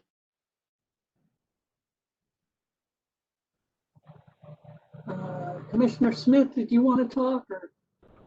Not really. Okay, you're just not muted. Yeah, obviously, well, I mute my phone here instead of because I've got a two-step process. So, okay, no but problem. Whoever is hired, obviously because of my relationships in those two bodies, I am here to help serve the commission and our staff in any way possible. Okay, with that, let's go to your closing statement now, Ms. Stovall. Great, thank you so much. And thank you all again for the opportunity to discuss this role with you. I know it's a time commitment on your end, and I believe that, ultimately through this process, you're going to hire the right executive director. I do believe in the totality of the information that has been presented to you, that I've demonstrated that I have the expertise, the experience, the knowledge, and the skills to do this work well. I do believe it's critically important for whomever steps into this role to be able to jump right into the work, effectively establish systems across multiple work streams, recruit and hire the right team, and to help establish the commission's foundation, all to serve students of Tennessee. I have lived and breathed charter school policy and state law on charter school policy for the past 6 years. I am known across the state as an expert on charter schools, and I have built and sustained relationships with key stakeholders, both in the state and nationally, when it comes to charter schools and charter school authorization. I am someone who is a strong communicator, I'm trustworthy, I am a strategic thinker, and I'm a strong leader. And I am fully prepared to take on this role as executive director in the commission. I also recognize that when we're in this norming and forming stage, that it's going to be important for me to develop relationships with each of you and to really take the time to get to know you as a person, your passions in the space of this work, in order to best serve you as I'm building the team and as I'm working with you all as commissioners, really to understand how we can and I can be of best support to you. I believe the first 2 or 3 years of the commission are going to be critical to its success. I know what eyes look like when it comes to the appellate authorization work. I know that many eyes will be watching us, watching to see how the transition from the state board goes, watching to see how the appeal process and the authorization process works. And I know there's a lot of challenging work ahead here, but I've been there and I understand what we have in front of us and how to get it done. And I would just welcome the opportunity to be able to continue my work in this space with you all as the commission. So thank you. Okay, are there any other questions for Ms. Stovall? Hearing none. Once again, I want to say thank you on behalf of the entire commission for your time today. We do plan to move forward quickly to make a decision, and we will be back in touch with you promptly. Thanks so much. Thank you. Y'all have a great rest of your day. Thank you, Tess. Here.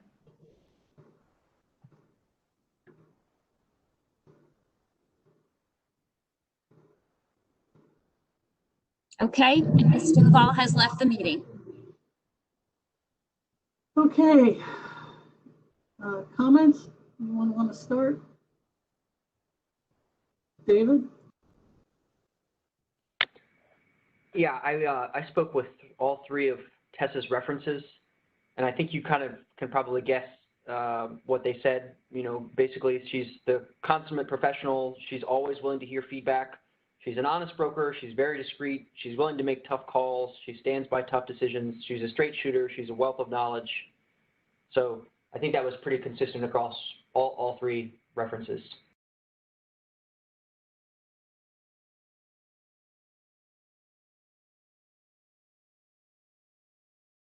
Other comments? I mean, I'll just hop. Oh, go ahead. Go ahead, Terrence. Oh, no, go ahead, Wendy. Go ahead. Age before beauty, Terrence. You good? Well, I have a very quick, and this is Commissioner Terrence Patterson. It struck me that Tess is really focused and has a deep understanding on process and sort of understanding the work because of her current role. I still didn't get a big picture visionary perspective, but I do think this is going to be a very tough decision for us, because thinking about what is most important for our organization, is it going to be someone that is steeped in process and just understands all of the ins and outs that we're going to need from the government side, but then also from the operational side of being an authorizer and also leading appeals. So she struck me as just having a deep wealth of knowledge on the process. You know, Wendy, go ahead. I'll go after you. No, please. I agree. She has a wealth of knowledge on process, but I do think she also has vision. And I saw her, and she was handed this at the state board when it was a statute and there was nothing. And I saw her develop her vision into the authorizer that they have now. So I would just say that I was struck, even though I know her and I know her work, by like the level of preparedness for that 8-minute exercise. First of all, like she had exactly what she wanted to, and she filled it with a lot of substance and a lot of things that I wouldn't even know we'd have to think about, like the federal grants process. And I know, you know, that's all process. I think she certainly highlighted the need for a quality team. She certainly feels passionate that she needs to be able to have that autonomy, which I appreciate. And then, I mean, the other thing I would add is she sort of downplayed, you know, that she's an expert. She's considered an expert locally. I mean, she's considered an expert nationally. If you call NACSA and ask them, like some of the folks that we should, you know, that you should be talking to, Tess would be on that short list. In fact, remember the interim executive director, she brought him to talk to us at our first meeting, Kariga. And so I like the vision that I thought she talked about of us being a national model for an authorizer. And I think that's a big aspiration, but I love it. And I think, I mean, I want to wait and see all the interviews and I think everybody's great, but I do feel, I mean, I feel like as a football fan, I feel like this is like I'm a Saints fan, handing Drew Brees the football and like knowing he's just going to get it done. And so I was even more impressed with her today than I have been. Well, I'll start by saying that Wendy's pick of a football team is exceptional. You know, Tess will forget or has forgotten more about this than I'll ever know. And so, I mean, her knowledge, all of that, I can't even begin to address that as well as my colleagues already have. The one thing she said that reminds me, there is a difference between being an expert and being a leader in the department, or even being a national policy expert and being a CEO. And I'm not saying that this is a reason not to choose her. What I will say is her comment, and I don't want to attribute what her thoughts were when she said it, but what she said was, give me a task, set a goal, and I'll get it done. I don't have any doubt about that. But when you're a CEO, you can't be waiting for us to give you goals and tasks. I mean, you have to bring those to us and set the tone and help establish the vision. I honestly don't think that's really what she was saying, but it did give me a little bit of, it just reminded me, if she's selected, we just need to make sure we develop her as a CEO, because it's different to be a CEO than it is to be a really exceptional staff member or policy expert. You actually have to execute, and that's all I would say about that. Yeah, if I could add to that, I mean, you know, I'm not going to make any judgments on bad football teams that were named. But, you know, in this case, I think we're not looking for the quarterback, we're looking for the coach. And I think I have no doubt that she has the skill sets to be that. I do think if we do ultimately select her, she has, I think, at least in this interview, I even, you know, highlighted it. You know, she's really spoken about operations and, you know, that she can execute on that, which is great. I think, you know, it would be great to see what it looks like for her to, you know, shift into the more of a CEO role and what we could do to support that if she is selected. But out of this interview, I heard more operations, and with that, because this is a startup. And again, I think, you know, I'm glad, Wendy, you mentioned what you said, because otherwise I would not. I feel like it's great to have that color about what she did in terms of vision, because that was a concern based on this interview. And so just to have that perspective from you means a lot, because that sort of reels back like my concern around, hey, is she more of a sustainer after this is up and running and she's taking over for the person we ultimately select, or is she the person to get this started? And it was a concern, but that concern is sort of waned now. I appreciate your thoughts on that. Well, and I'll jump in because she said one thing I guess, to everybody's point about kind of setting for looking at what's next, not just doing a task. But when she mentioned that she would be willing to take the commission and bring up some old appeals for us to go through and the training for the commission, that was, in my mind, that was her realizing where our deficiencies are and trying to bring us up to a level that we might not see in ourselves. So that's where I would kind of go back to, I think she has those qualities because she was able to bring that up and identify it in the interview process. I just want to add one thing. When we asked her to start her presentation, she said right off the bat, she would work to establish the commission as a new entity, which is in about 6 words, setting forth a vision, shows that she has an understanding of the big picture as to where we need to go.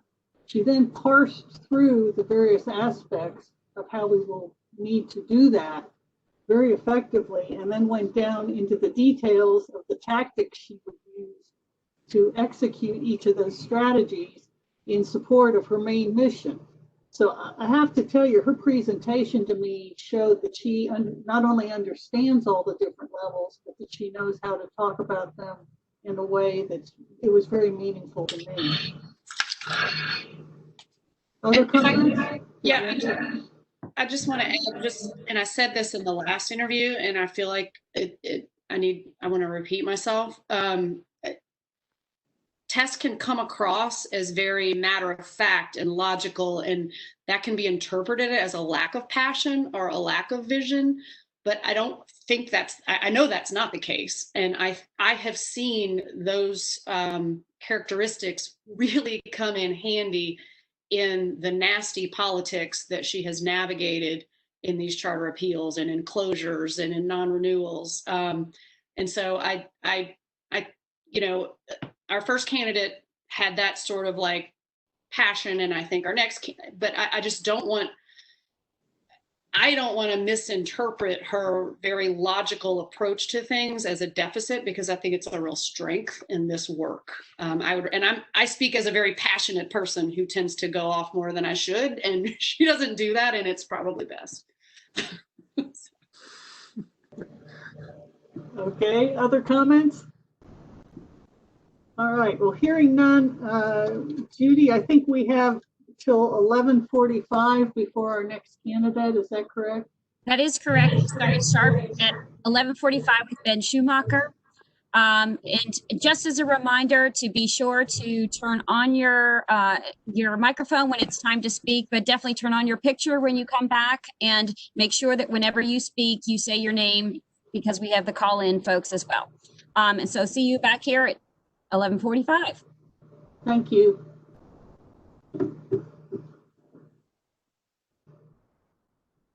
Okay, I'm gonna go look for a little dog. You wanna go out?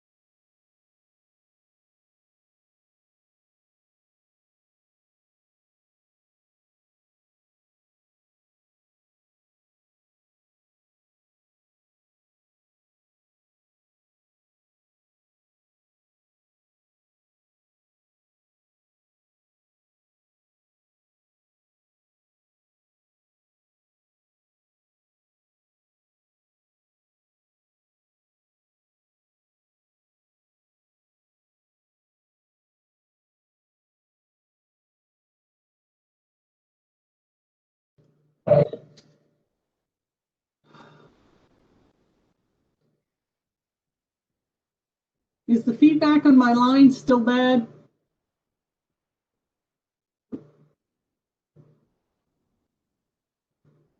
You're muted. Right now it sounds better. Oh, now that I speak, it's not. Yeah, well, just keep me muted. That seems to be working fine. Hey, Wendy. So when you said you were animated, I have seen Mike Edwards in action. You are nowhere near that animated. We were the dynamic duo. I love Mike Edwards. I told Mike once, I said, you are the poster child for why we have Ritalin. I had the opportunity, Education Trust did a viewing party for the last state board meeting, an online viewing party with color commentary, and Aaliyah Guthrie and I were the color commentary, and it was fun to be able to add color. And it was fun to watch the state board again. I hadn't obviously watched the meeting since I was on it, but yeah, Mike offered lots of opportunity for comment. Wendy, I was texting him, your tie looks so good. You're in a tie. Wendy, were you the life of the party on the state board? Mike Edwards was the life of the party. I was his wingman. Okay. Awesome. And by the way, you're right, Eddie. Go ahead. Speaking of football, I will be in Knoxville for the Florida-Tennessee game. Wow. Well, you know, if everything keeps going the way it is, I had a great idea. I was talking to Mike Krause, who is the director of the Tennessee Higher Education Commission. I was talking to him. I said, if the SEC starts getting cold feet, it's real simple. All 8 teams play the first weekend. The winners move on 2 weeks later, and they play. 2 weeks later, we have a championship, and at least we had a 3-week football season, and everybody got to see their teams play. Well, I just love what it's doing for recruiting right now, man. The Big Ten commits are all decommitting. Well, I tweeted out the other day and made a few people mad. I said, you know, I don't know why anyone's surprised that the Big Ten and Pac-12 aren't playing. They never showed up on Saturdays anyways. Well, as an LSU fan, I almost did the analogy of it would be like replacing Drew Brees with Joe Burrow, but then I was like, I might do that, so I'm not going to say that. I'm not an LSU fan, but I sure am a fan of that coach. Coach O. Oh, Coach O is fabulous. I can't understand a word he says, but I'm not a fan of him just because when he left Tennessee, he was calling recruits and telling them not to come here. So he's not high in my book. He'll be all right. Are we on when we beat him, I'll be happy. Never gonna happen. I would wager if it was legal. Actually, I think sports betting now is in the state. Well, then we should talk, Eddie. My stepfather played for LSU when they were champions in '58, so we bleed purple in my family. Did he play for Gaynell Tinsley? No, he played for he played when they were national champs in '58. He passed away in 2000. My oldest daughter's named after him, but he was the only player to be on offense and defense that year. He played both. So when you watch the Ole Miss Halloween run back after the score, they do the extra point. And it says centered by Langen. That was my stepdad, and my oldest daughter's first name is Langen. His last name is Langen. And Judy's ready for me to shut up. We're waiting on Terrence, but we do need to get started. So hopefully he will pop up. I've got Ben in waiting, so I will admit him and introduce him.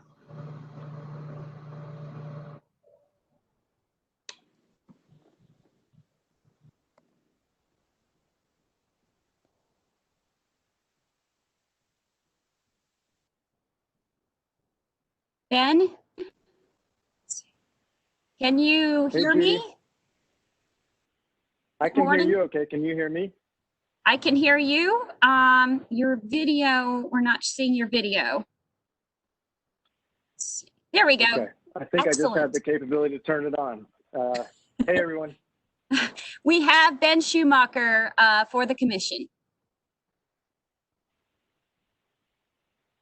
Chris, you're on mute. We'll get this. Good morning, Mr. Schumacher. It's a pleasure to speak with you again. I am Chris Richards, and I am chairing the committee of the whole that has been tasked with selecting the commission's first executive director. On behalf of the entire commission, I want to thank you for your interest in serving the commission as executive director. We have a 55-minute interview structure that includes an opportunity for you to make an oral presentation not to exceed 8 minutes on a question that you were provided a paragraph for prior to the meeting. That's followed by a series of 7 questions that are the same for each finalist. You will have approximately 5 minutes for each response to those questions. There is also an opportunity, if you desire, after those questions to ask us questions for up to about 10 minutes. And then at the very end, you'll be given 2 minutes to present a closing statement.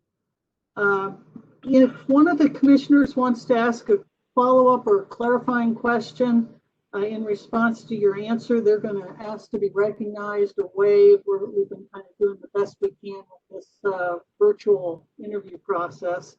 And as you know, lengthy earlier responses may shorten the time available to you on your later questions.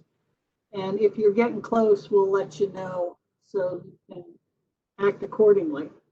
And with that, I'm going to turn it over to our chairman.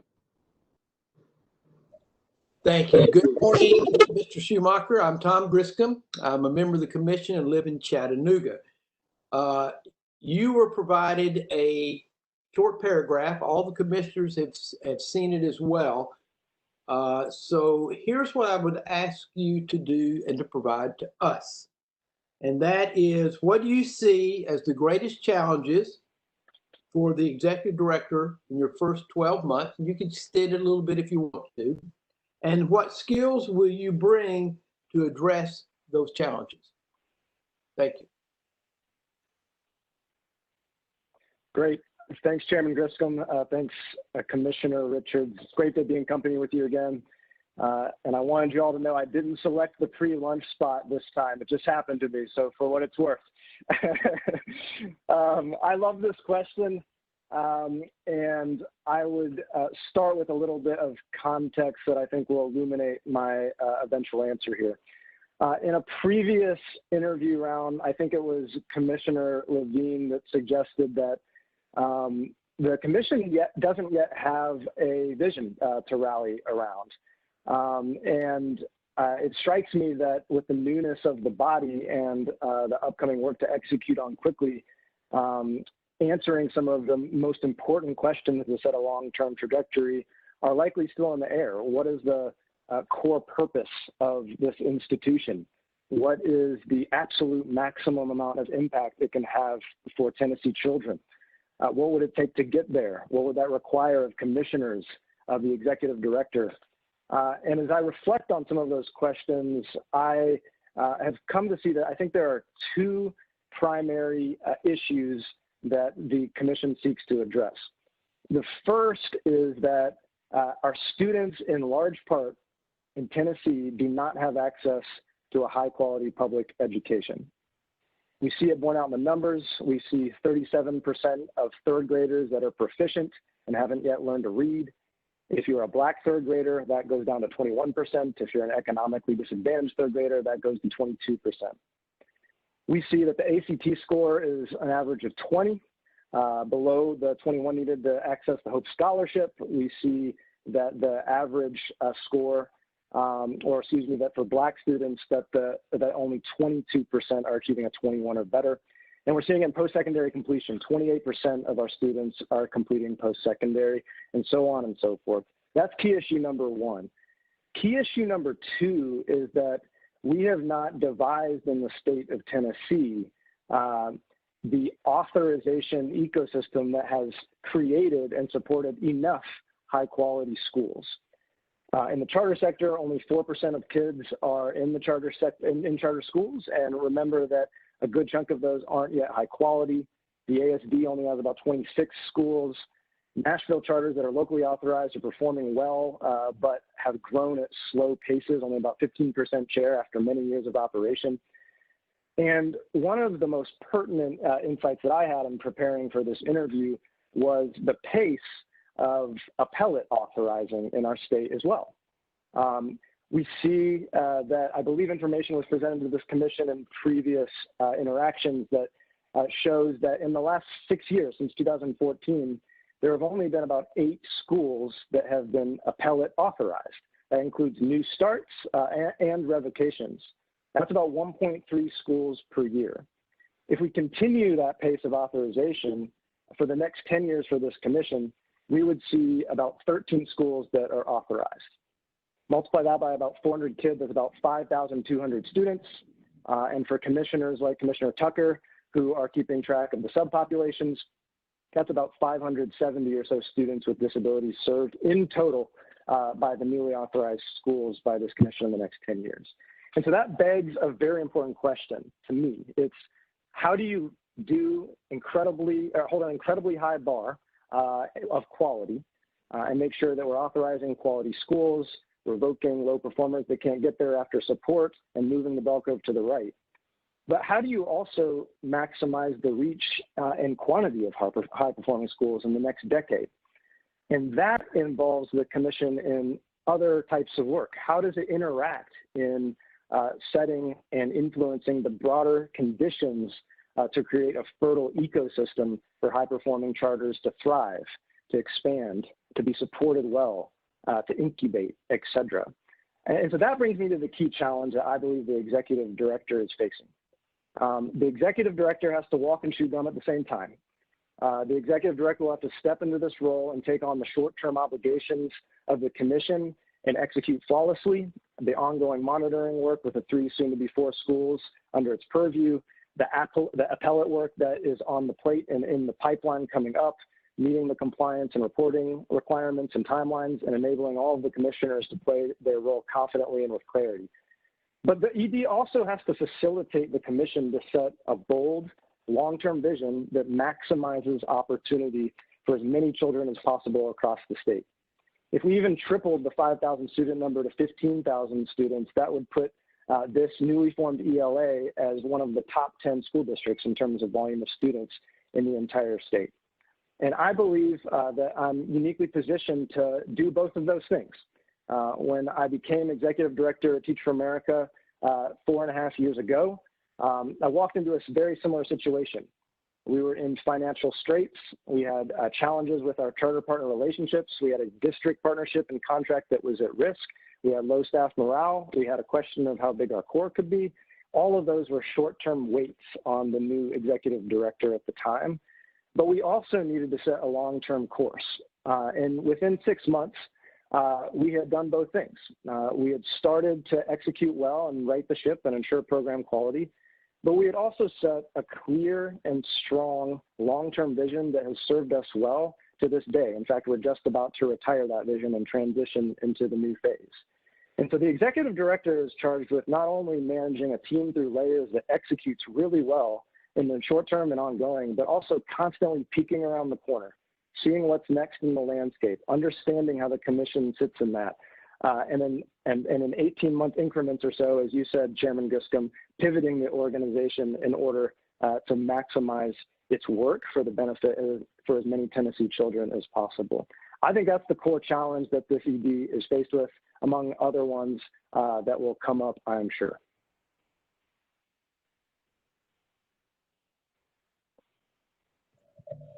Okay. I don't see any follow-on, so I'm going to go ahead.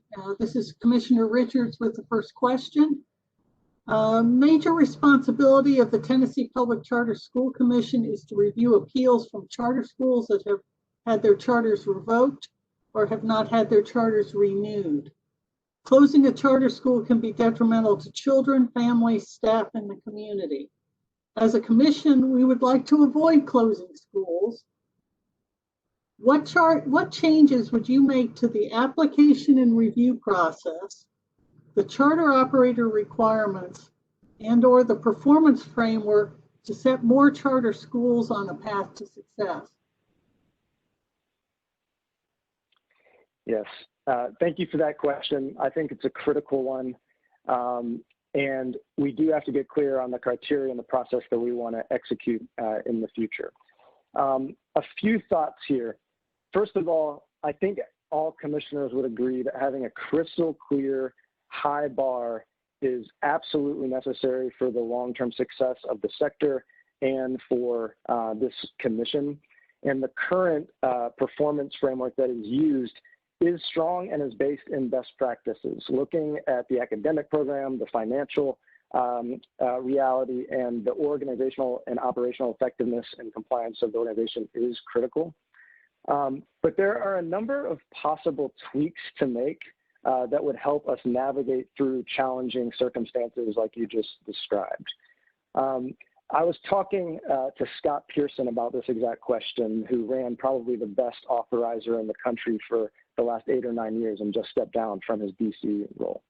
And I think that some of the insights that I have are, one, this process must fly at the right altitude of monitoring and evaluation. The scorecard has to be crystal clear, but we also don't want to overburden operators so that they can put their resources where their kids are. A second insight is in terms of dealing with a really challenging one where it could be disruptive to close a school to communities and the families and students. One of the insights from that conversation, as well as a conversation with the former head of NACSA, Greg Richmond, was how do you take into account community perspective into the process ongoing? And whether that be through involving parents and parent groups and community members in the formal processes itself, the evaluation processes, the hearings, et cetera, or just maintaining strong relationships to keep a pulse on the ground, that becomes a horizon in the authorizing sector that I think has not become clear, and there's not superb best practices around yet, and there's an opportunity for this commission to be a role model in. Another component that came up in those conversations is what the school culture is actually looking like.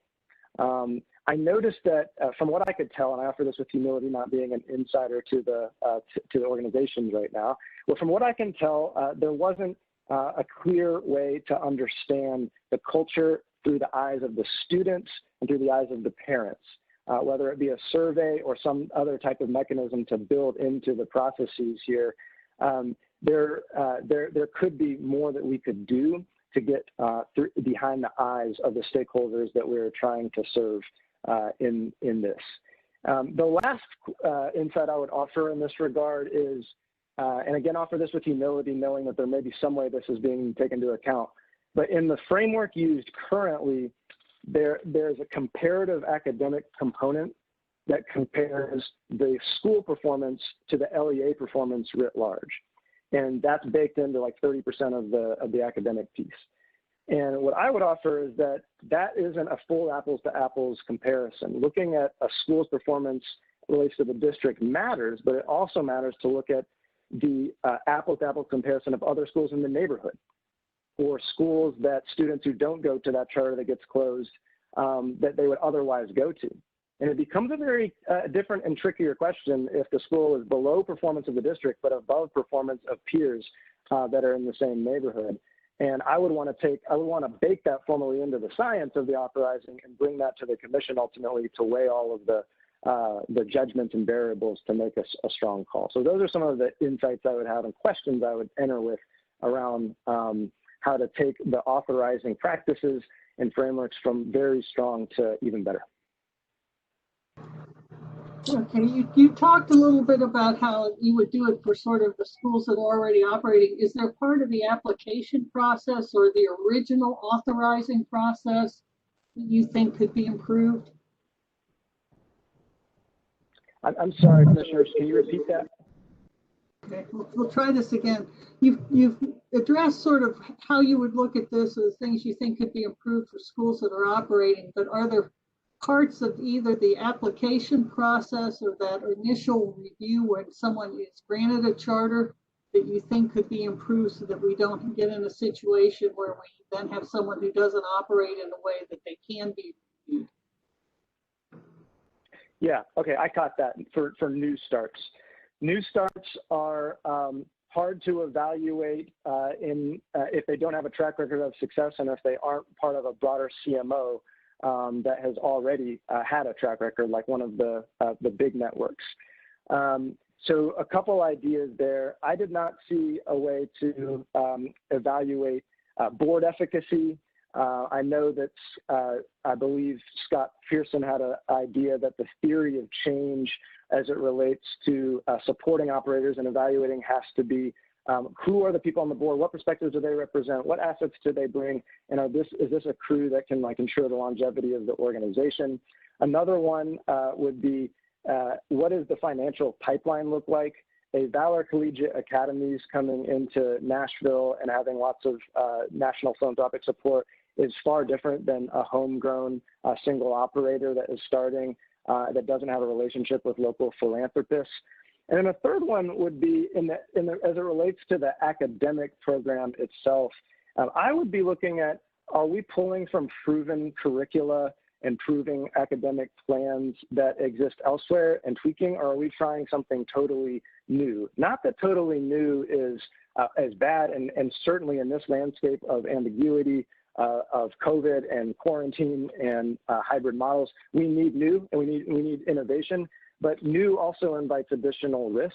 And so I would want to pair any new innovative academic plan with student and community demand and perspective to understand if it is meeting that in a robust way. I hope that responded to that aspect of the question. Yes, thank you. Good afternoon, Mrs. Schumacher. This is Commissioner Cisnet. What are 2 to 3 specific concerns you have about taking the executive director role and working with the commission? Got it. 2 to 3 concerns. So I would say a couple come to mind.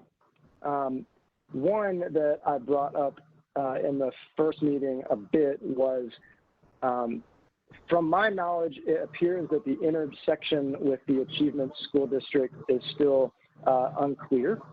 And I can see a scenario where schools in the Achievement School District are sent back to Shelby County.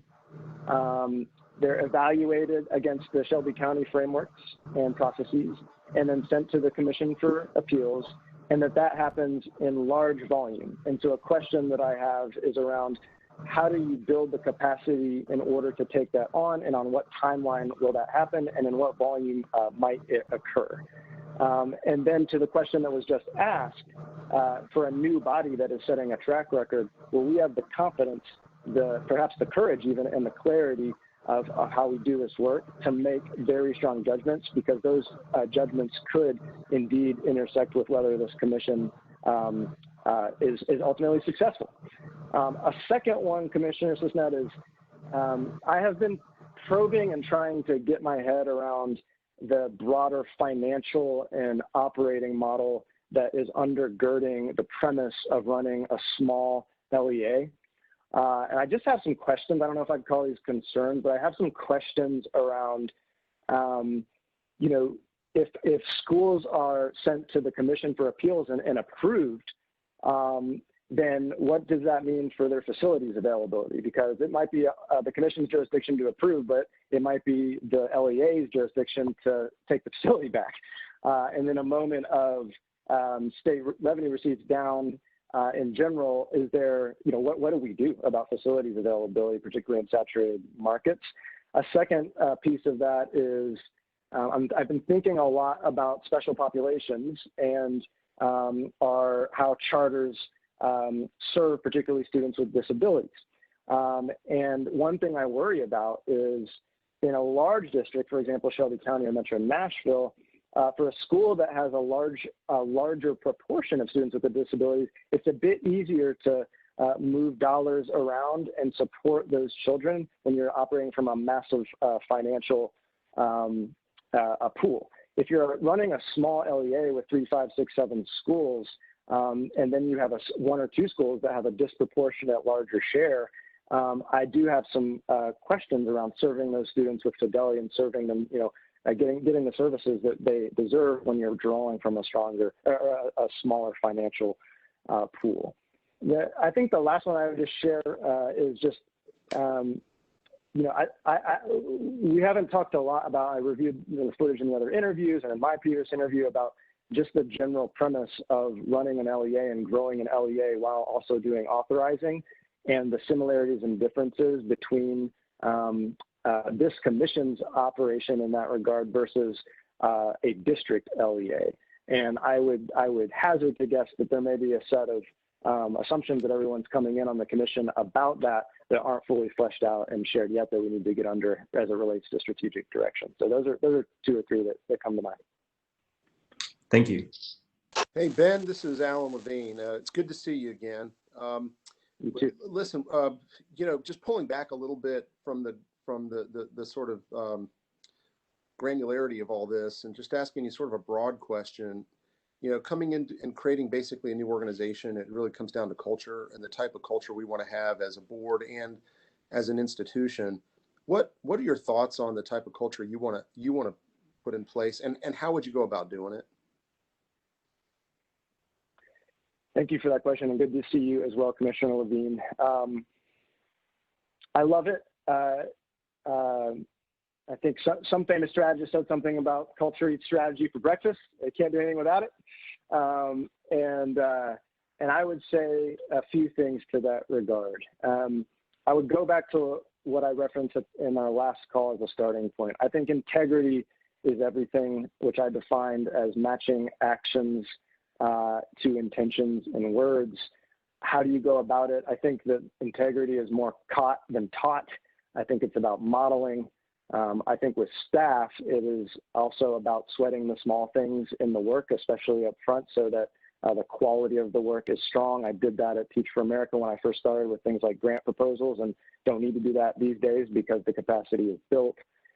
I think a second one is enterprise mindset, which I would roughly define as the dexterity to toggle back and forth between your role or your seat's purview and seeing the broader picture and hold both with each other as equally important. I think that can be implemented and sort of exercised through things like clarity of a full team's goals and priorities, or on a staff perspective, understanding other people's roles. That can be accomplished through things like ride-alongs or just seeing each other's job descriptions or presenting those to each other. I've done things on TFA related to like problem-solving protocols about a big, meaty, team-wide issue that multiple people from their seats play with that then builds an enterprise mindset. And from a commissioner perspective, that could be like, God willing, when COVID turns down a little bit, like going to each other's communities and getting and talking directly to stakeholders to build an enterprise mindset. A third one that I would offer would be a phrase that I've adopted, which is diversity in counsel and unity and commitment. And when I was a summer associate at McKinsey, I was only there for a short period of time, but the core value that I took away from my McKinsey experience was the obligation to dissent. And I think that divergent thinking and diverse perspectives makes answers better and work better ultimately. How do you do it? First and foremost, you get diverse perspectives on the bus. The governor's done a great job with that with this commission for the commissioner level. From a staff level, that can be implemented through strong recruitment and hiring practices. At Teach for America, we ensure a level of diversity in each of our pools. We ensure that we have diverse hiring committees, and so on and so forth. We also use clear rubrics to mitigate personal bias, so you're not just hiring people like yourself. I think in terms of practice, you can implement this by like monitoring who's spoken, monitoring the perspectives that have been represented or not, pulling people into the conversation, asking people to play the devil's advocate view. There's practices in terms of like in team management and team meetings that can help in this regard. I would say that if I were to offer one more, a Brene Brown quote comes to mind, which is "clear is kind." And I've come to believe that that can be applied in an organizational setting as it relates to individual roles, goals, and jobs. We have a staff member on my team currently who brought the idea of a vision of excellence for every single role that kind of boils up from a job description to just like the big things that a role carries that must be done well, and the way it interacts with other roles and things like that. We've now implemented that across the team. And I think the more that there's just clarity on what needs to be done, how we're going to get there, who's making the decisions and decision-making processes, that all can add up to a clear operating environment across all altitudes in an organization. So those are a few that come to mind in terms of cultural underpinnings that I think drive strong performance and ultimately strong decisions in an organization.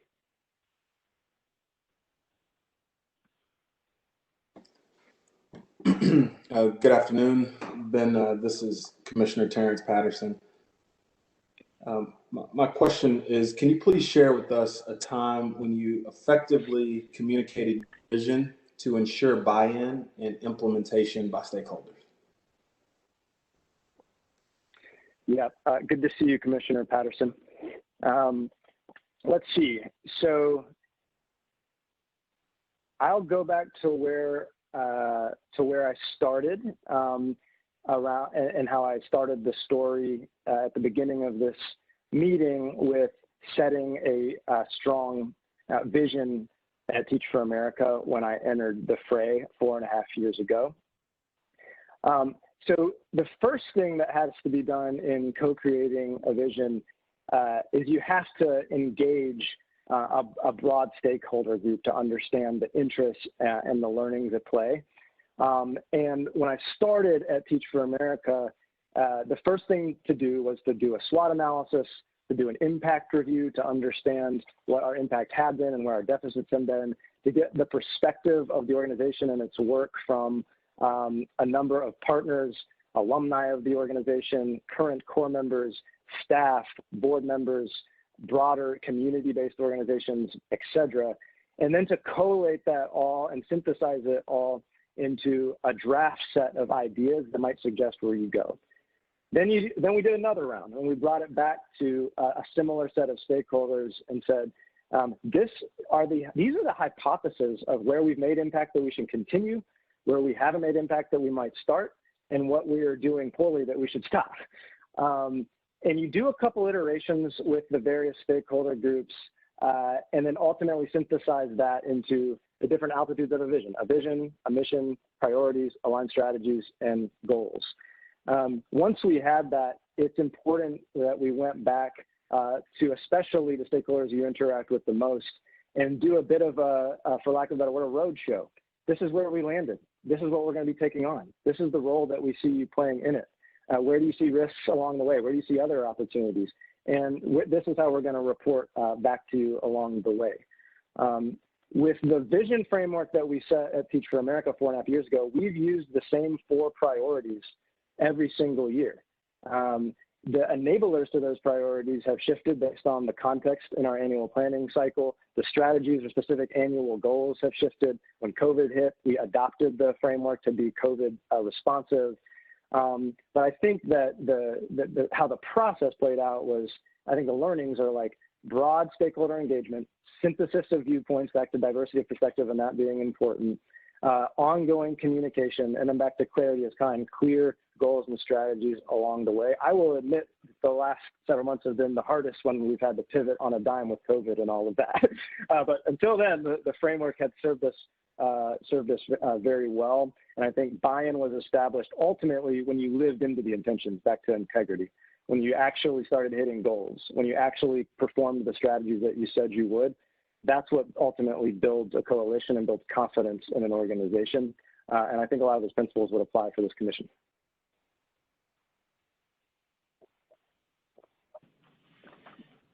Good afternoon, Ben. Eddie Smith in Knoxville.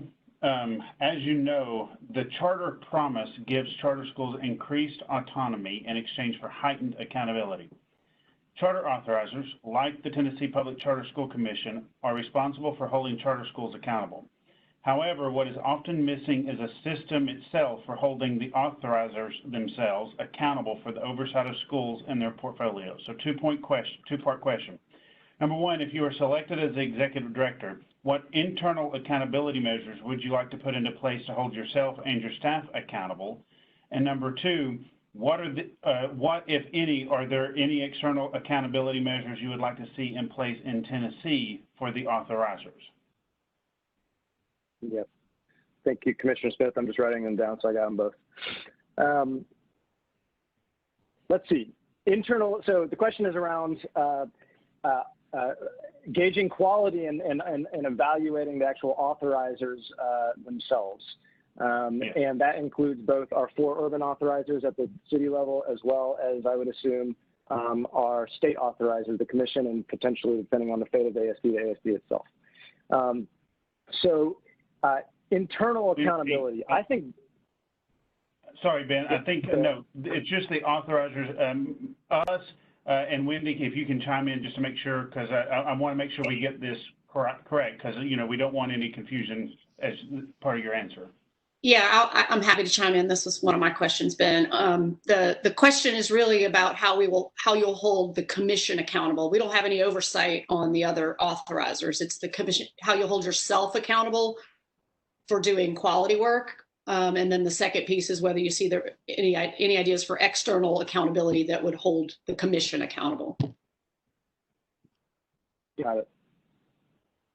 Yeah, I appreciate this question a lot because it speaks to the need for accountability at all levels of the system. The work that the buck doesn't only end with this commission or another authorizer. The authorizers need to be doing quality work as well. It strikes me that there is a parallel between the authorizing frameworks that the commission itself is, as I understand, intending to adopt, or that the state board has been using, and what NACSA would recommend, and the next layer up of evaluating the quality of the authorizer. So, for example, what is the performance of the authorizer in its LEA capacity? The academic performance of its portfolio of schools, in my mind, is still the most important thing.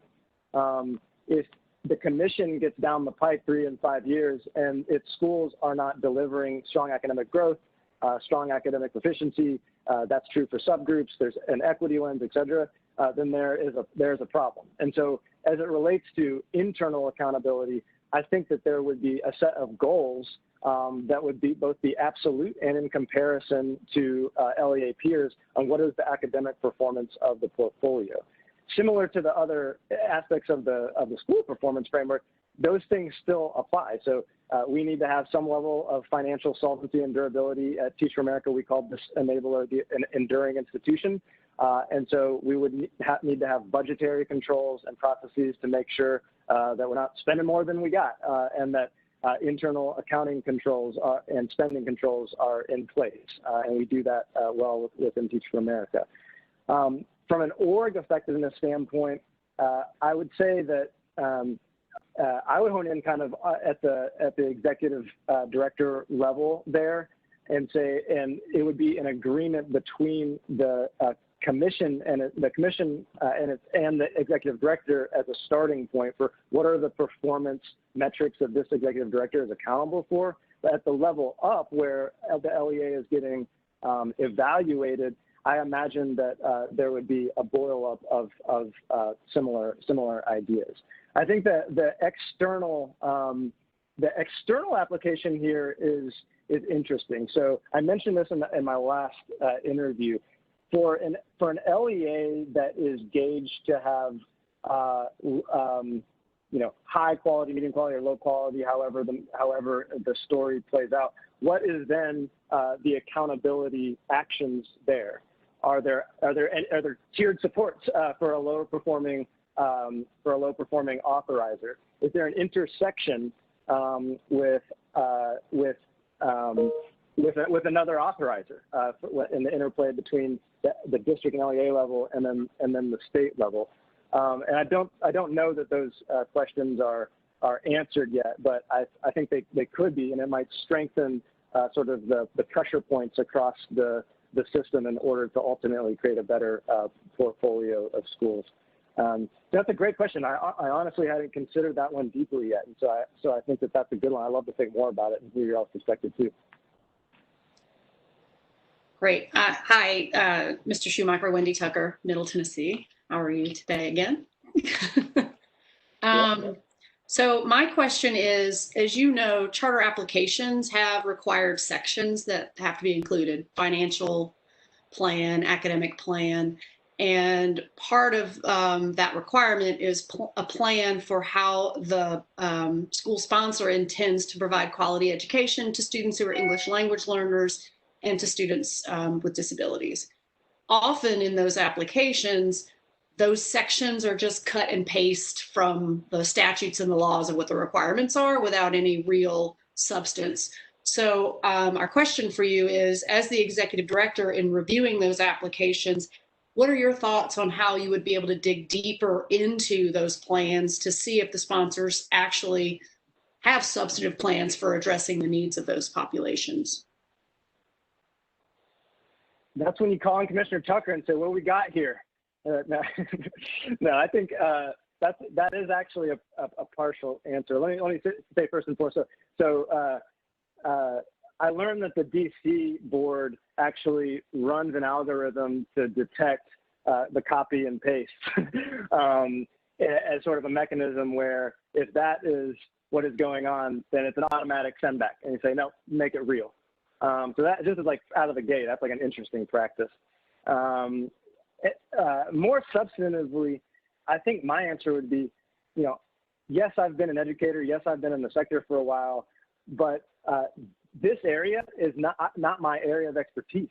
And so the bigger question is, how do you involve, back to diverse perspectives, the right set of stakeholders to evaluate the substance at the different levels of the process? We are certainly fortunate, Commissioner Tucker, to have you on the board as a backstop and a keen, like, eagle eye for all of this. But as the process plays itself out, it would be imperative to have experts in the field be part of the evaluation process, and to set those experts up with a clear, set of tools and rubrics so they can use that are best practice to evaluate through their own lens of expertise, where do these programs stack up. And so I think the thrust of my answer is, how do you set up the process design well to include the expertise and perspectives in, to then synthesize that up to the commission level, and then to present it to you so you can sniff out where there's still stuff going on, and make a strong call. So process design is the main way that I think the main answer there. Thank you. Hi, Mr. Schumacher. Dave Hanson, Middle Tennessee. Nice to meet you for the first time. Yeah, good to meet you. Here coming after Commissioner Tucker, so I'm continuing the hard questions. So you've held several executive director or cross-regional roles, but you have not yet held district level or state level leadership roles. What about your experiences as portable that you would apply to the state level executive director role? Cool. I figured you'd come with the zinger. So I have held a position that interacts at all of those altitudes pretty consistently. So I think that a number of experiences that I've had and skills that I built are indeed portable, and that's the essence of the question. I've had to interact at the state level as it relates to presenting and dovetailing the Teach for America work with the DOE's priorities and the governor's office and DOE trajectory in education. In that capacity, I've interacted at multiple levels from the commissioner on down at the DOE. I've engaged with the state board, as Dr. Morrison knows well, in the realm of licensure and certification, and have a feel for the body of work there, and then have had to translate that back to the programs under my purview.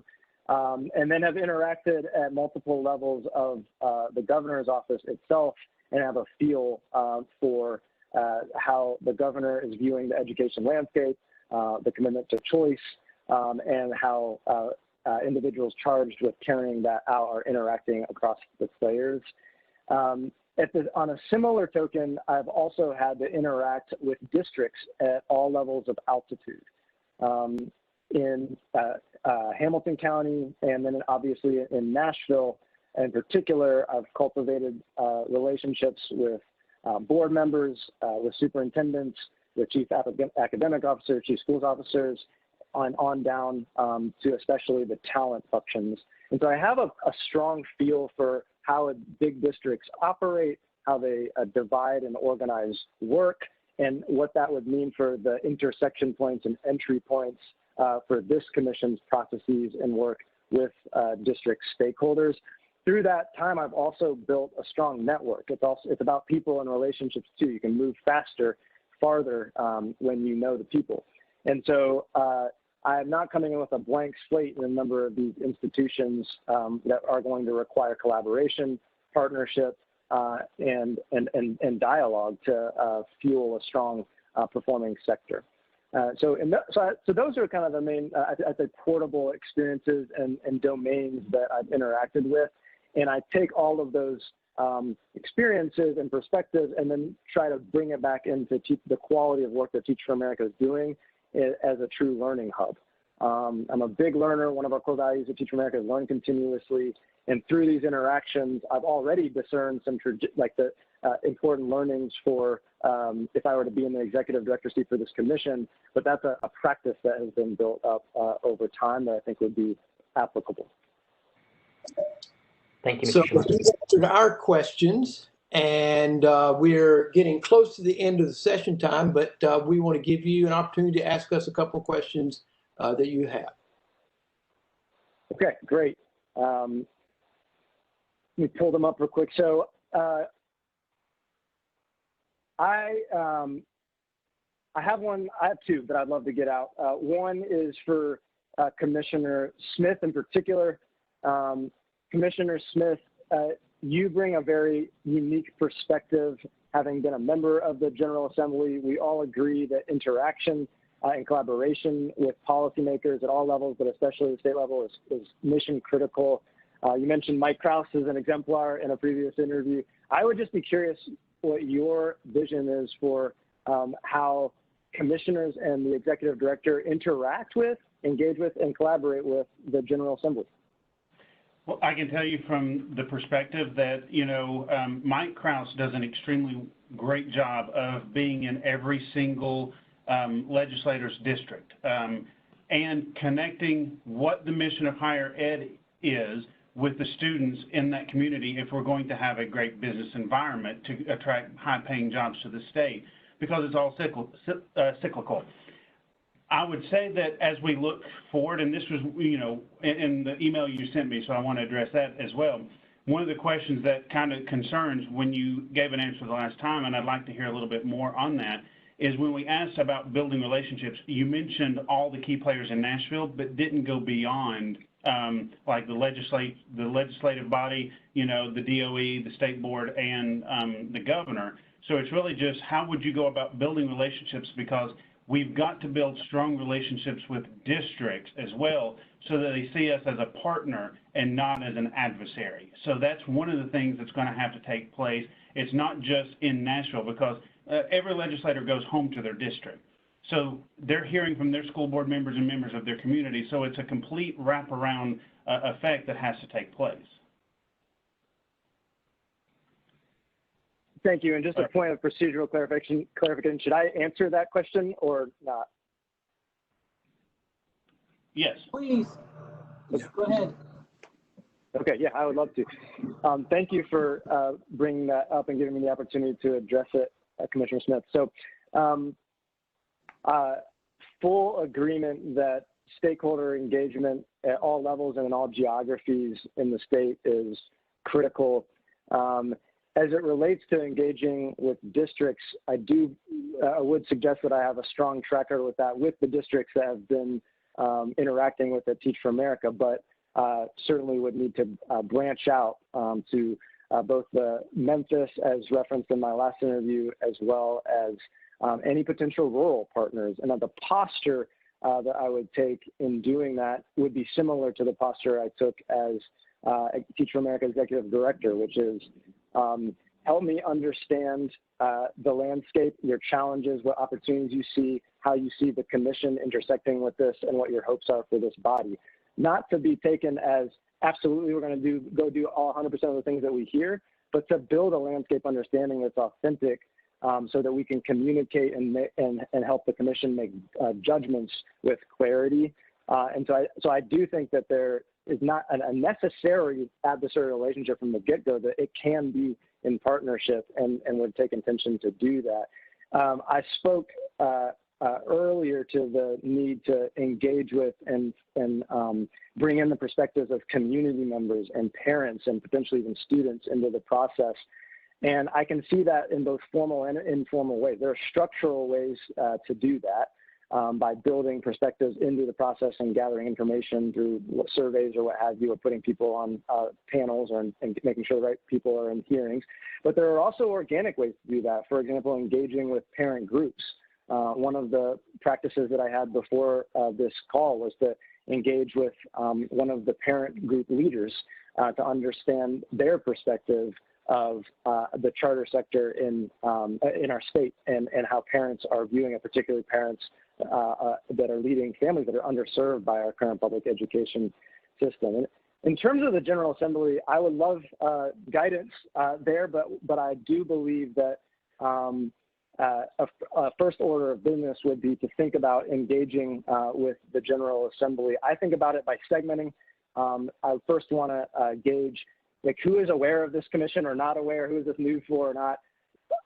What are people's histories of supporting or being against the idea of charters and chartering, and then who has some important insights and pearls to share immediately, and use that information to prioritize engagement. And in my experience, you got to do a lot of this one by one.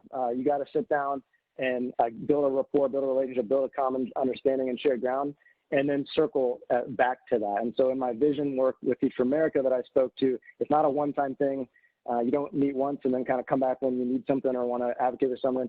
You keep the dialogue going. You bring new questions and insights and build the snowball of insights and bring that back into the work of the commission. And that comes from a strong communication and engagement strategy that it can be both planned and organic along the way. And so I think that that's a lot of work. And that goes to the sort of my answer to the very first question of this executive director has a lot of work ahead to walk and chew gum at the same time, to execute well on the technical side, but also to set vision and relationship build with all relevant parties. And would really welcome the opportunity to also think about how to do that in concert with commissioners, because it's not all only on the executive director. Okay, we have time for one brief question, and then we're going to give you your 2 minutes for your closing statement. Sure. So I would love to get perspective on as many that we can fit in on how you would define what maximizing the expansion of opportunity looks like via the work of this commission in the 5-year frame. In other words, what can the commission do to ensure that as many students as possible have access to a higher quality education than they do today in 5 years via the work of the commission? What's at hand that you see? Well, so much for my brief question. If anybody can answer that in short order, I'll be willing to I'll give it a little bit. I think one of the things we have to do is look for opportunities to make certain that we are providing high quality education where it is not currently available in the state of Tennessee, and also improving the education. I mean, we have some places where charters are authorized and we're not seeing the results we'd like. And then we also have this whole issue of places where we haven't seen any charters. And I think they're two very different problems. What I would like to see us do is be open to ideas from differing perspectives, because this isn't a situation where one size fits all, and what might be the best way of approaching it in a more urban setting is probably going to be different than rural settings. Does somebody else want to jump in here? Doesn't look like it. I'm happy to jump in just to add. I would love to see the commission get to a point of recruiting quality into areas where it's needed, and figuring out how to match need to an opportunity and bring those together. That was as quick as I have ever answered. Very good. Okay, let's give you your 2 minutes for a closing statement so we can get done on time. Excellent. Well, thank you again for the opportunity to interview. I deeply appreciate your all's commitment to this process and to Tennessean students. This has been a terrific experience. I have learned a lot, and I believe the arc of this process has helped commissioners yourselves to learn a lot, not only about candidates, but about the potential for this body. Chairman Griscom alluded to this in a number of different points, that the governor has assembled a really excellent and diverse team. Each of you are bringing terrific perspectives. You know what strong executive leadership looks like. You know what it looks like to manage and build a diverse team through layers. You are deeply fluent in the context where charters are currently operating. And you have experiences that are subject specific, whether it be experiences in the General Assembly or with students with disabilities, or the policy and law behind it. And I think that the executive director has a unique opportunity to help harness and leverage this group's collective expertise for the betterment of children across the state. I think that to do this, you need a proven executive who sees the field and can strategize within it, who has the passion and the relationship building facility to influence the field, who has built and led a diverse team, who has demonstrated political acumen in attentioned terrain, who has actually taught our children and successfully taught them successfully and hold their perspective at all times, and ultimately who knows his values and can help the commission define its values and hold them dear at all times. I would humbly submit that I bring those things to the table, and it is just my great honor to be considered for this role. Regardless of the outcome, I will be rooting for the commission because I know that the fates of thousands of children rest in its success, and it's just been a great experience all around. So thank you for everyone's pushes today and before, and I'll turn it back to you. Thank you so much. We really appreciate your time and interest, and especially your willingness to do this through this video process, which we know is awkward, but we have to all make the best of it. So we expect to make a prompt decision, and we will be back with you shortly. Thank you. Thank you. Thank you.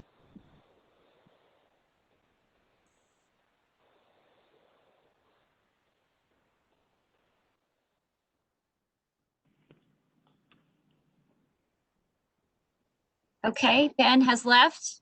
Yes, Ben has left, so we're free to discuss. Can we hire all three and just make this easy on ourselves? Dave, did you want to? I saw your hand go up.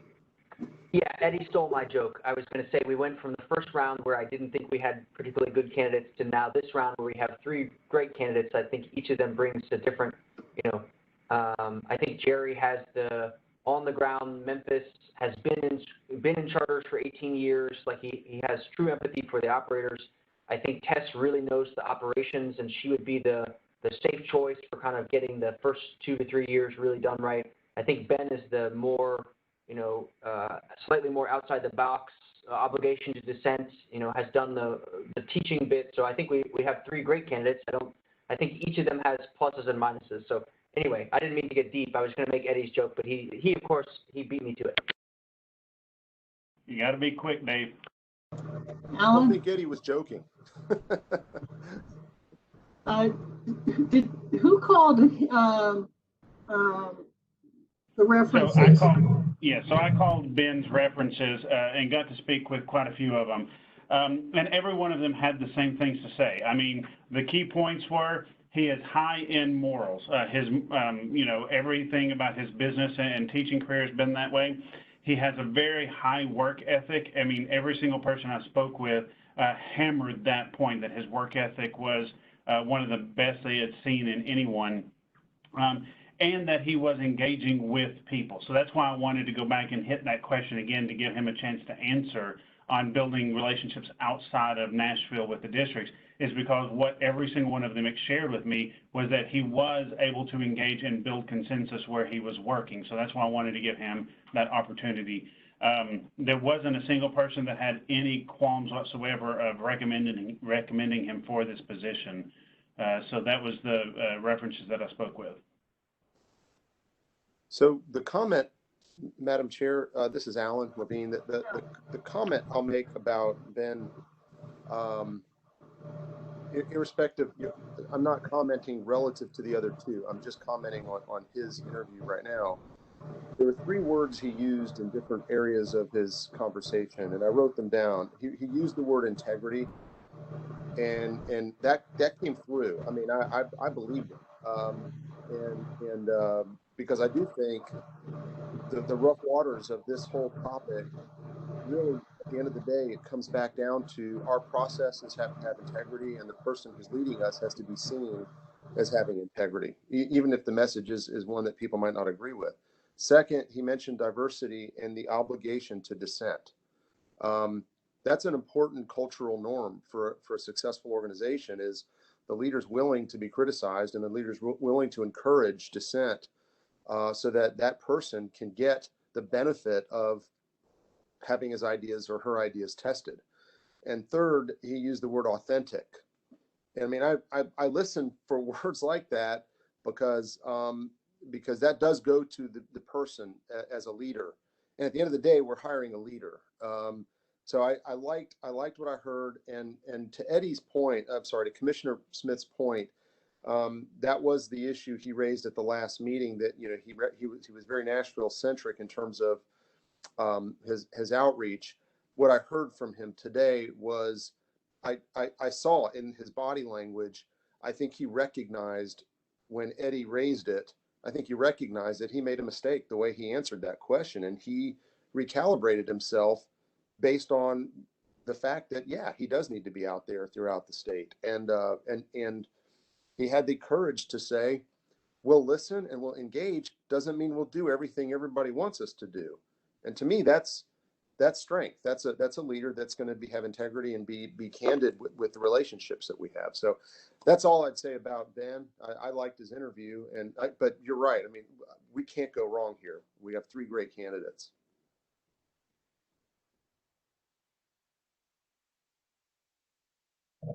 Other comments on Ben? Okay, I don't see any. What we're going to do is take a short break, and then when we come back, we'll have further discussion of all 3 of the finalists.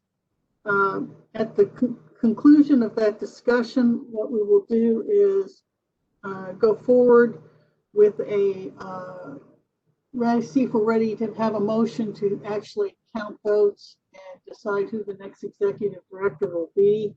I'll walk us through that when we come back. But as you think during this break, you need to kind of get your thoughts together about what you want to say about the 3 folks, and then also start thinking about where your vote would be for our new director.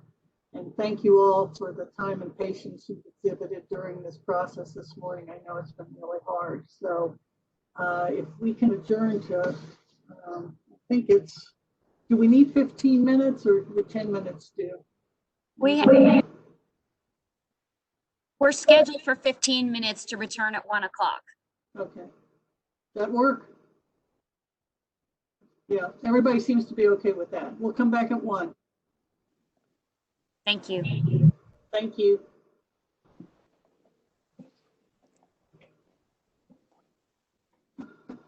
This is brutal. I mean, what do you think?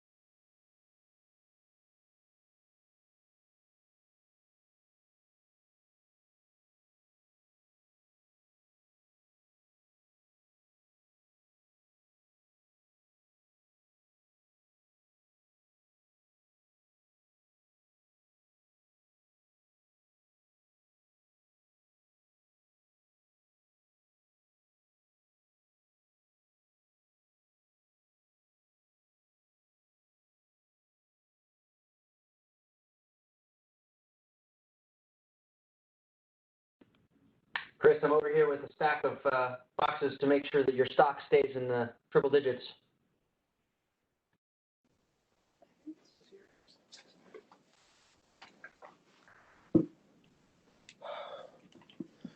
I think this is a world record for me.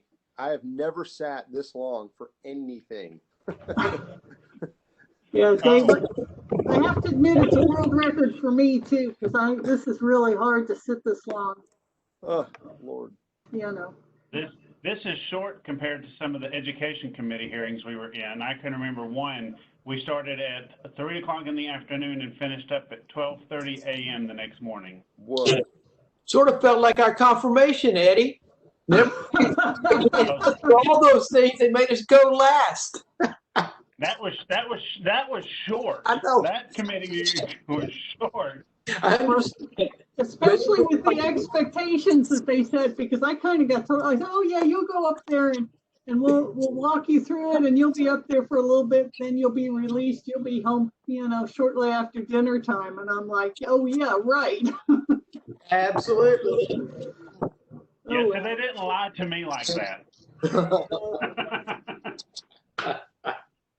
Yeah, because you had a vote, Eddie. We didn't.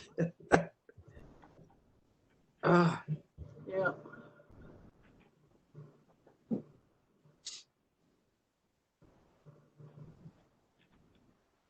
Yep. And you know what was funny is in serving, some of the bills that would be, 20, 30 pages long that were super complex had the least amount of discussion. A bill that was 1 or 2 pages, we'd spend 3 hours discussing it.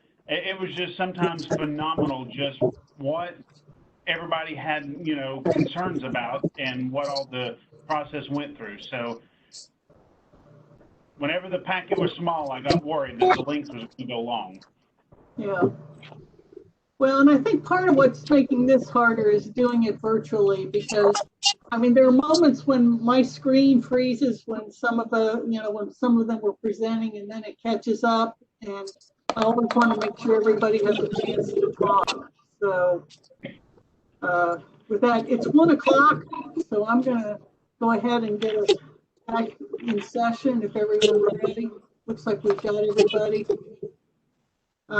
Once again, thank you all for your time and patience. I can't tell you how much it means to have the whole commission here, and I think in the end we are going to be collectively happy that we all devoted this time to this process, because I think it's important that all of us are comfortable with the end result. And as Alan said, the obligation to disagree is very important, and this gives everybody a chance to state your positives and your negatives with respect to each of the candidates, and then we'll hopefully get on to an agreement. That being said, what we're going to do now is talk about each candidate in alphabetical order, and then once that discussion has been completed, I will seek a motion to go ahead and count votes for the ED. At that point, Judy will ask each commissioner to name his or her selection for executive director, and we'll tally the votes. We're going to do the reverse order, so Dave, you don't have to go first. We're going to do reverse alphabetical order. I'm giving everyone fair notice, with our chairman at the end. And in the event we have a tie, what we're going to do is adjourn for 15 minutes to give everyone a chance to go through the comments and reflect on what's been said, and then we'll come back and vote again. So with that being said, I'm going to open the floor to conversation of our first candidate, Sanders. Judy Sanders. Yeah.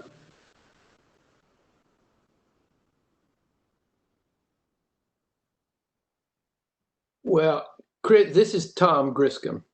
I want to take what you laid out, which is fine, but I want to go at it just a little bit different, if you don't mind.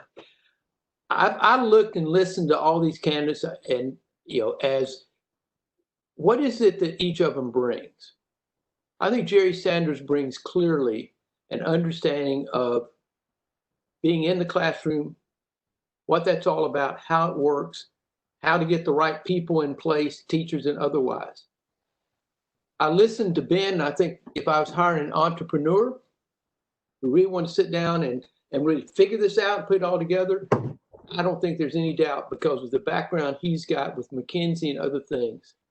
If I'm looking at somebody who can sort of take what's there and figure out what the commission is doing right now isn't starting all over.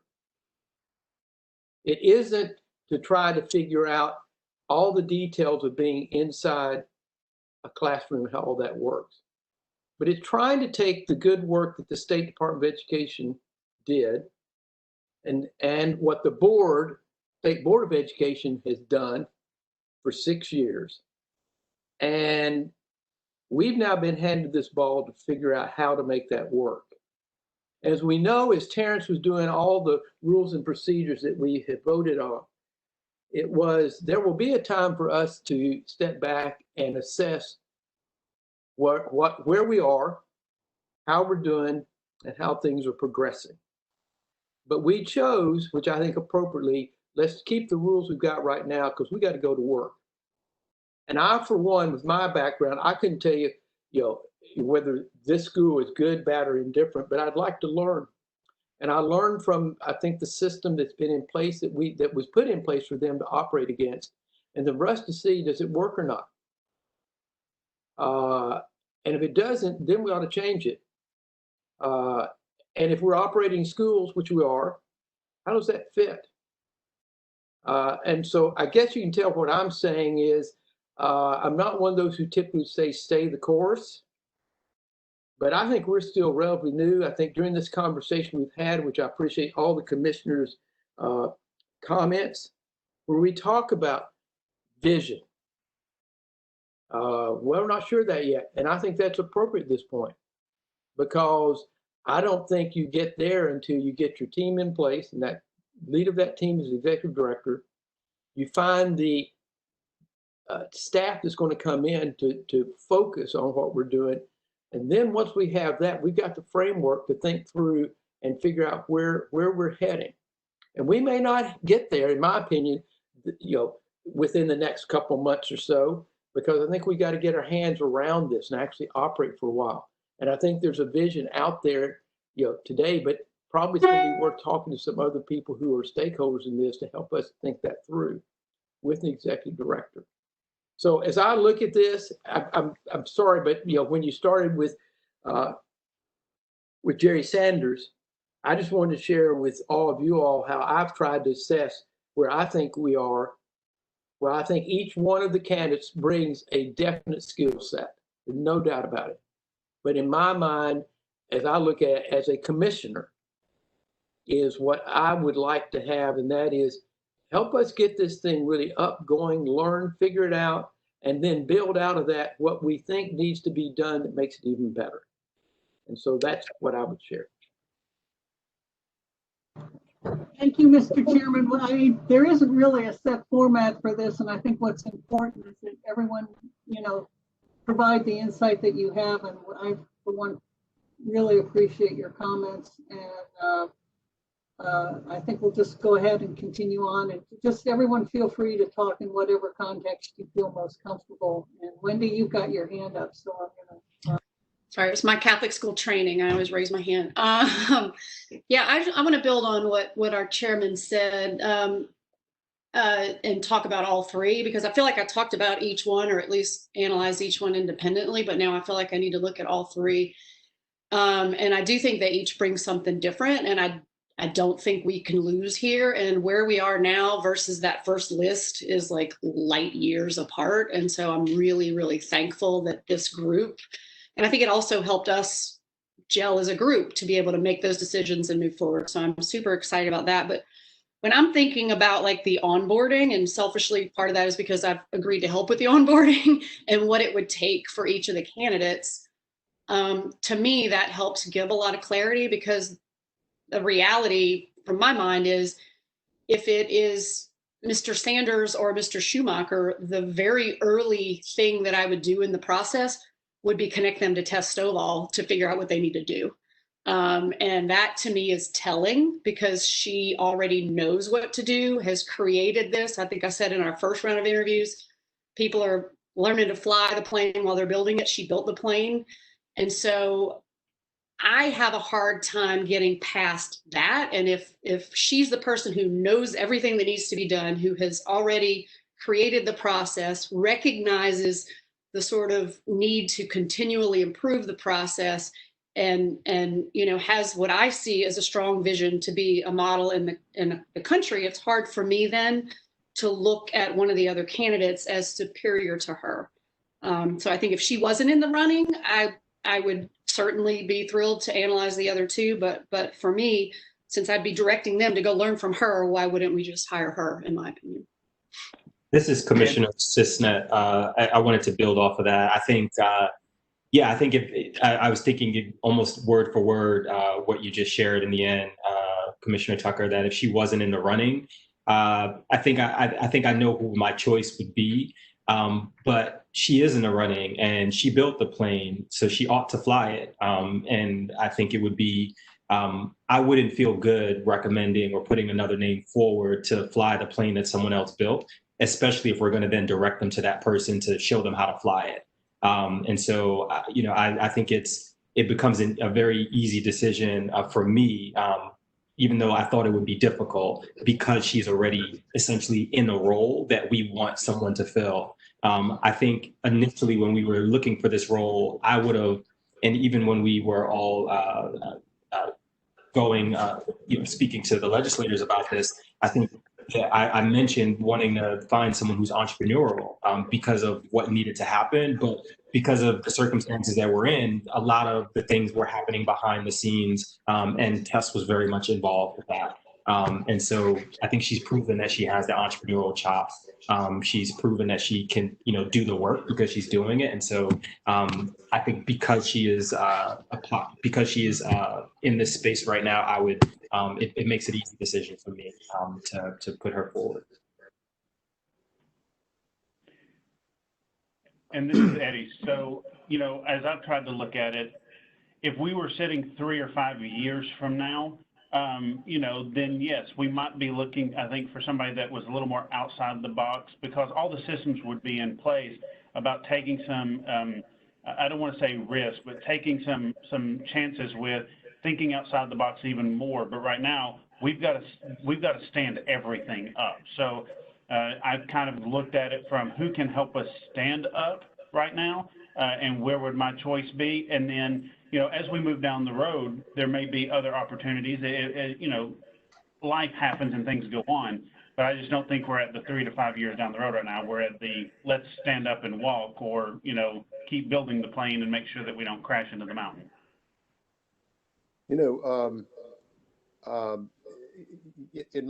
We all come from a different place in terms of our private sector experience. In my world, most of what I do, the most important thing I do is hire CEOs. And of the three, the one that I got most excited about, just purely from the perspective of what it takes to be an effective CEO, I think Ben Schumacher really, really, really shined. I think his enthusiasm, his energy, I think he's well-rounded, and he's got some experience as sitting in that #1 chair. There's a lot to be said for that. But all that said, and by the way, I would hire Ben into any role. That having been said, having listened to Commissioner Tucker and Commissioner Cisnet and Commissioner Smith, the most salient point you've made is where we are in time right now, at least in terms of how I view this, and you've influenced it, because I came into this conversation wanting to say something different, but the reality is we don't have a lot of time, and I do think Tess probably, I think she's definitely a very logical choice given where she is, where she's been, and where she's capable of taking us, getting this thing started. I do think there's a lot of strength there. And as I said earlier, the only concern I do have is with her having not been in that CEO role, there's some development work that needs to be done there, just based on her presentation skills. I think there's work to be done. But I'm grateful, frankly, to you guys, because throughout this process, my mind has been changed several times by things that you've said and things I've heard based on your experience. And I still want to hear what you have to say before I settle in. But right now, I would have to say Tess probably would be, if I had to vote right this second. I think based on what my colleagues are saying, I'd probably lean that way. This is Commissioner Patterson. I have two thoughts. I think I agree with what everyone is saying with respect to Tess and and the readiness on day one. And in a perfect world for me, I would love a team with a Tess Stovall, Jerry Sanders combination, because I just really believe that today, while we do have systems to put in place, we are going to port them from what Tess built. And what will be equally, if not more important, is the relationship building and the connection building that needs to take place with charter operators, but also the community. And I think that's where I lean more toward someone like Jerry Sanders. So I agree with you all with respect to Tess's candidacy. And I'm just really wrestling with how we could put them both on a team together from my standpoint. I think the second question, and this may be a question for you, Commissioner Richards or Commissioner Grisham. I am disappointed that we have not had more community input.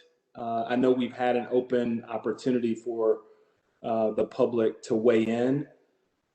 I don't know if it is possible, and this may then turn to a question for our general counsel, if it would be possible after this discussion to give the public 48 hours, perhaps do a bit more aggressive marketing on where we are with the process, to just allow for some public comment on our finalists prior to us making the decision. And I'm really wrestling with what it looks like. I obviously don't want to prolong the process another week, but if there was a way to just get some opportunity for public comment, knowing that we did give them opportunity and we just have not heard anything, as a state entity making its first hire, it does worry me that we have not gotten any public comment from Memphis, Nashville, Chattanooga, Knoxville,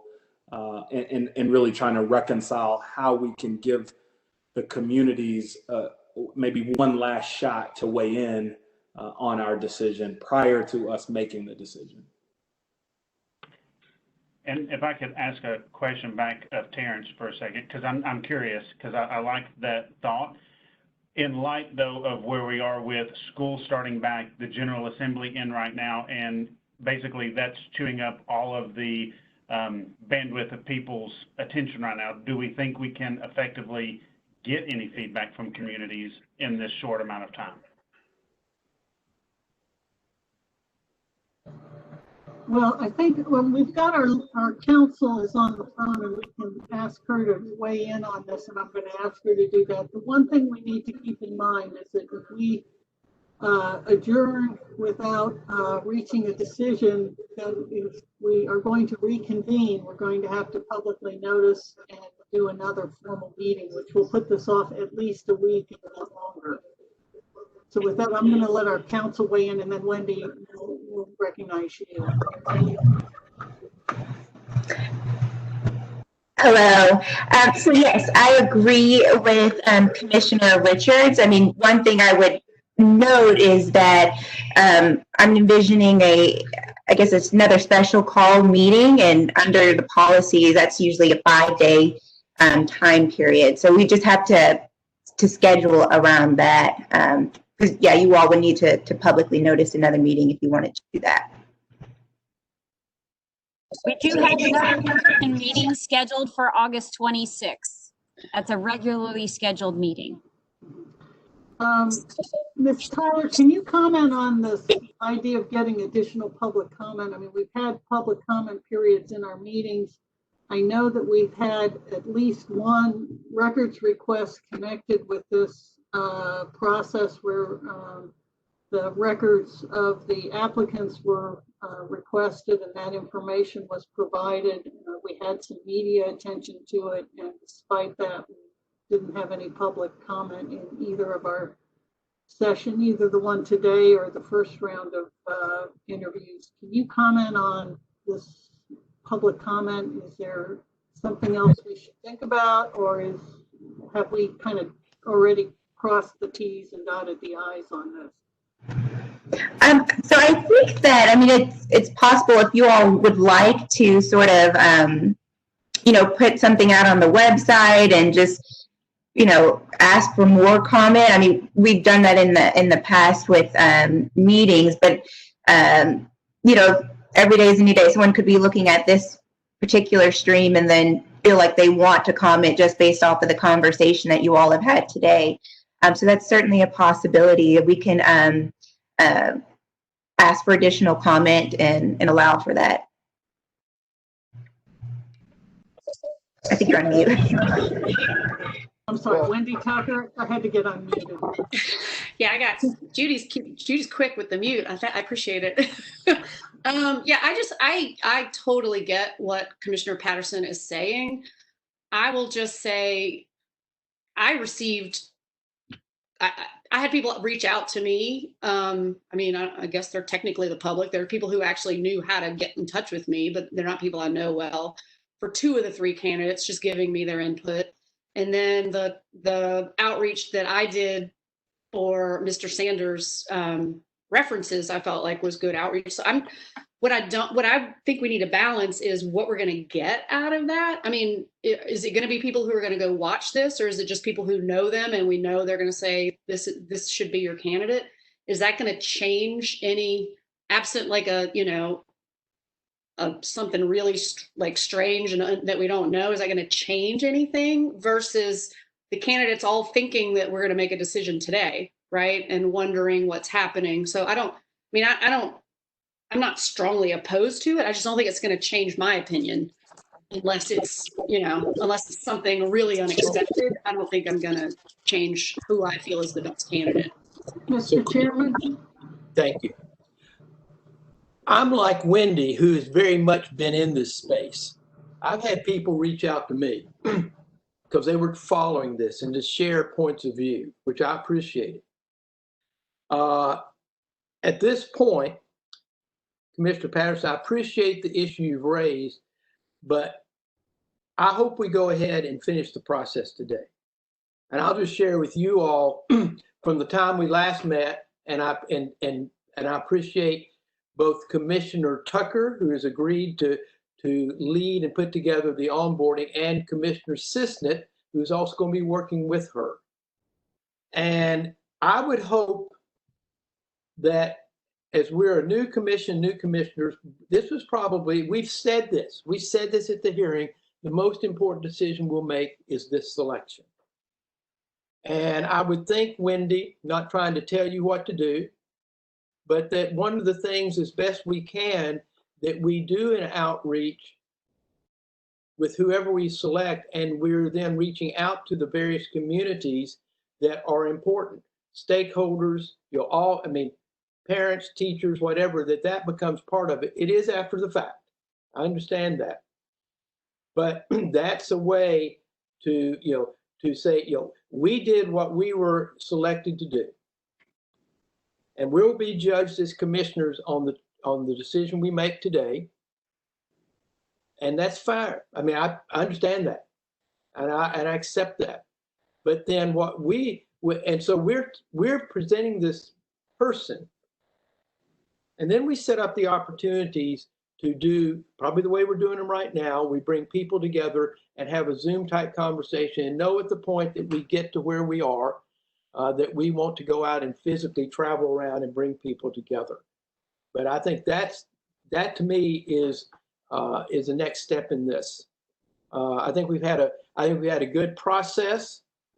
I appreciate all the work we were doing. I think it's back to when we first talked about redoing this and setting up a committee of the whole, and acknowledging that we didn't have a good pool. And then we did a much more extensive outreach, much more.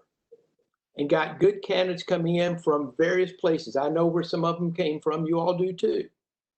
And I would say if we weren't settled as a commission, that we think we've had a good pool, we've had good conversations, we've had a process that sort of worked, that we're fulfilling what we were selected to do. And we're ready to come back out now and share with the public, here's where we are. And it sends a signal where we think the priorities are for the next 12, 18, 24 months. And then it's our, I think we have the obligation, as does the person we select, to really go out and say, we want to hear from you, but we want you also to trust that we rework this and are willing to step up and say, this is where we think we start going and we ought to be going. So, Terrence, I know it's not, I appreciate you raising it, but those are my thoughts back on where we are. And it doesn't get it ahead of time. You're right. But it allows people to know that they're important to us, and they're going to be really important to this executive director to reach out to them and get their voice in here as we're shaping where we're going. Thank you. Commissioner Cisnet? Just wanted to sort of underscore that I think what I do appreciate is that this process was not a fast process by any means. We have taken our time with it in a good way. And it's been in the media, just from my own experience in the charter space, which I think we all know charter is not charter schools alone are very charged. They become charged conversations in the community. And so just from my experience in the charter space and then just from a public board space, usually no news is good news. That's not always the case, but I feel as if, and particularly with these candidates, these finalists, if there were something negative about them that really just the community would be up in arms about, I think we would have heard by now. And I can say wholeheartedly, if a decision is made and all of a sudden the community is up in arms, I'd be the first to listen and see what we can do to mitigate whatever situation we're in. And I think I can speak for all of us on that. And so I do think we didn't just bring these candidates together, last week and we were, hastily making a decision. And because of that, I think there's been enough exposure around this process. This has been a public process. This is live as we speak. So I think community members do have an opportunity or did have an opportunity to voice any concerns that they would have had. So that gives me faith in the process and that the community has been heard. Mr. Hanson, you haven't had a chance yet to talk either on the procedural issue or on the underlying substantive qualifications. Is there anything you want to add to this? I want to make sure everybody gets a chance to talk. Yeah, I think I agree with Commissioner Cisnet and others, but I think the notion of what Commissioner Patterson makes sense. I think our kind of duty as commissioners after this is to continue to get talent to kind of come on board. So we're going to help build the team. So whoever is in the executive director role. So I think Commissioner Patterson kind of said it almost tongue in cheek, but I would love for Jerry Sanders, if he's not the executive director, to join the team and kind of be part of the team. So I think we've sort of circled around and are probably, it sounds like, ready to vote. And hopefully after the vote, whoever that person is today, that we can help build the team around that person to kind of complement them. So maybe motion for a vote. Okay. Commissioner Hanson's made a motion to vote on our executive director. Is there a second? This is Commissioner Cisnet, a second. Okay. Is there any discussion, further discussion? I just want to say one thing. I am absolutely confident that with the decision of this body, that should there be any questions from the public, that I would be more than willing to defend our decision. I think the process has been extraordinarily open. Sometimes it's made me kind of uncomfortable because if I were an applicant, I'm not sure I would have wanted it to be as public as it's been. I mean, most of these people are going to go back to their current job, and I'm not sure how that's going to work for them. But that being said, I'm very confident with our ability to go forward. I think the onboarding process is key, and I think that as members of the commission have input on how we would like to see the positions filled, of course, folks will be free to provide input to our executive director as we go forward. So that's my discussion. Is there any other discussion? Yeah, Madam Chair, just one comment, and this is just for the general, for all three of the candidates.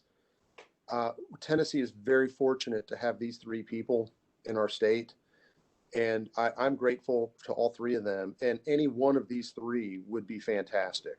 And I just the two that aren't selected, depending on what we do here, I just want to thank them. And I don't speak for the whole commission, but I in looking at the looks on everybody's face, I think most of y'all agree we were very fortunate to get three such great candidates. And the two that are not selected, I would not view it that they as a negative. This could easily go any one of three ways. And I just want to say thank you also, Madam Chair, for the work that you've put into this. It's been exhaustive, and I'm grateful to you for giving us a process and giving us an opportunity to really consider these people over time. So thank you. Thank you. Is there other discussion or comments? Commissioner Richards, I would like to add, this is Judy Spencer, that we have sought public comment at each of the last three meetings, July 22nd, July 30th, and this meeting. And we did not receive any registrations for public comment at any of the meetings.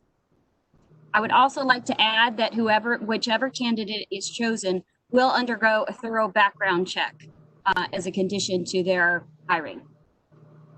Thank you. Before I call for a vote, the one thing I do want to say is the only way we got to this wonderful pool of candidates is the help of everybody who has served on this process. Judy Spencer, Chris Reynolds, Chanel Tyler, all of the staff folks who have helped us have done a wonderful job. And also many of you individually were helpful in recruiting some of these people to get them to consider the job when they weren't part of the initial applicant pool. So I just want to express my extreme gratitude to everyone.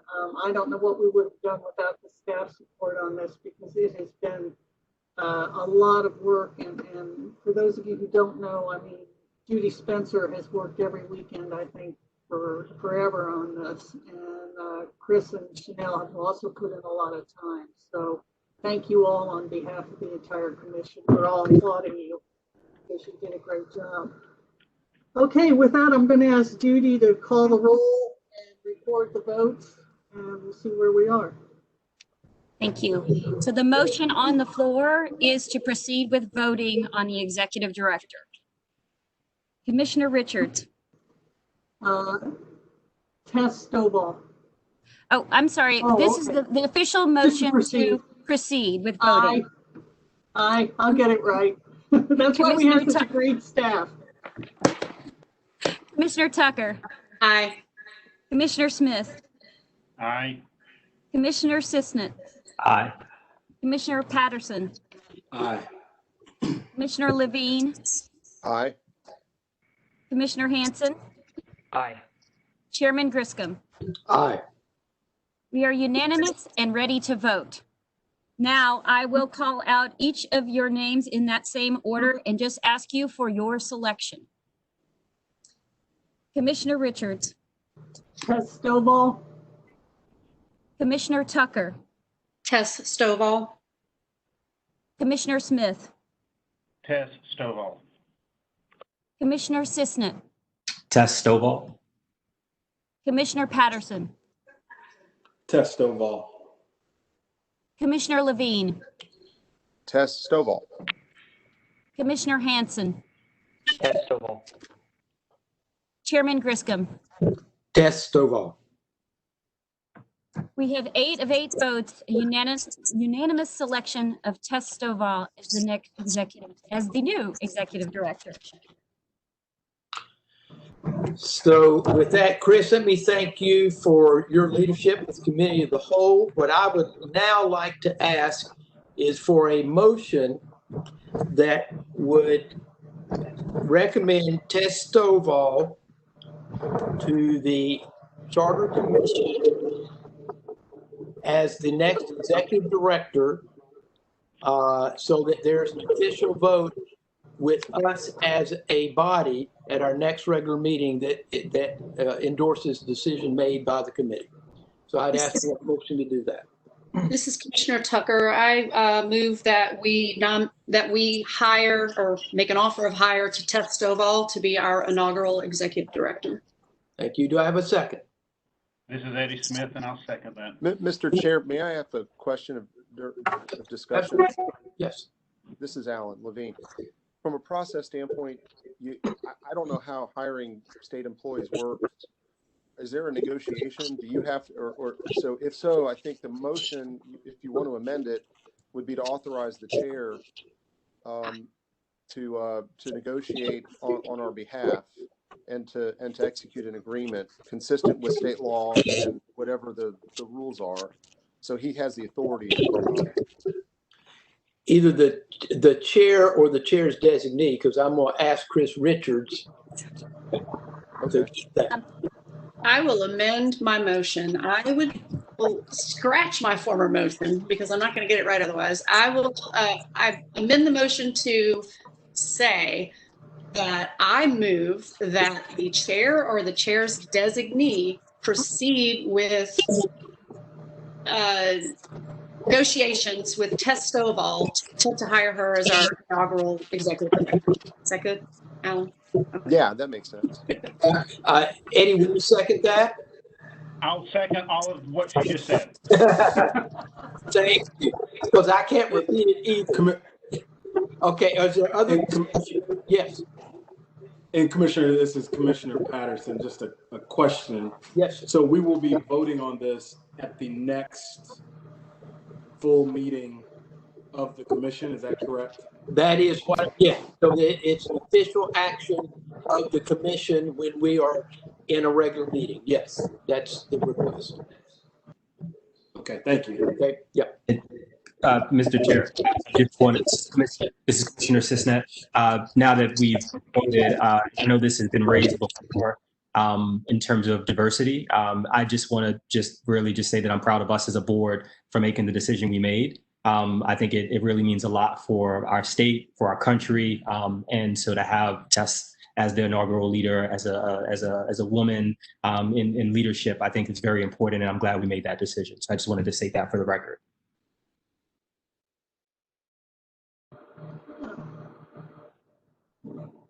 Mr. Chairman, you're Pardon me? Oh, am I? You're good now. Okay, she got me back on. Thank you. Thank you, Chris. Any other comments? If not, Judy, would you call the roll, please? I will say Alan anticipated our next motion. We had designed them as separate motions, but we are now combined. So the motion to recommend Tess Stovall as the inaugural executive director to the commission and to nominate the chair or his designee to negotiate the terms of the ED's engagement. Commissioner Richards. Aye. Commissioner Tucker. Aye. Commissioner Smith. Aye. Commissioner Cisnet. Aye. Commissioner Patterson. Aye. Commissioner Levine. Enthusiastic, yes. Commissioner Hanson. Aye. Chairman Griscom. Aye. The motion is approved. Thank you. See, Judy, sometimes we can be efficient. It just happened the two rolled in together. Sorry. Hey, Mr. Chair. Yes, Commissioner Smith. I just want to say thank you to Chris for all of your work. You know, I know everybody else has said it. I want to say it as well. Just thank you for everything that you've done in helping to lead the committee as a whole through this process. So we just appreciate it very much. Well, thank you. And I will get with Ms. Tyler and we will get hard to work at getting a contract together that can be presented to our selection, our successful candidate, and hopefully we can report back positive news at our meeting on the 26th. Have it done by then. So I have a question, not directed necessarily to commissioners, but you can jump in, but it probably is to Chanel. We've got a meeting of the Budget and Operations Committee slated next week. And it would be great, I think, now that we've got a decision made, if our executive director in waiting could at least maybe join us in that conversation, because we're going to be talking about the budget.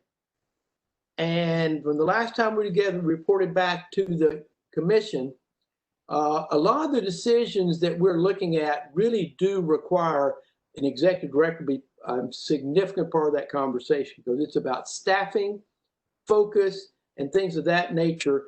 And unless we're there's a reason we can't do it, I would sure love for us, if Derwin, if you and Eddie agree, to at least have Tess in that conversation.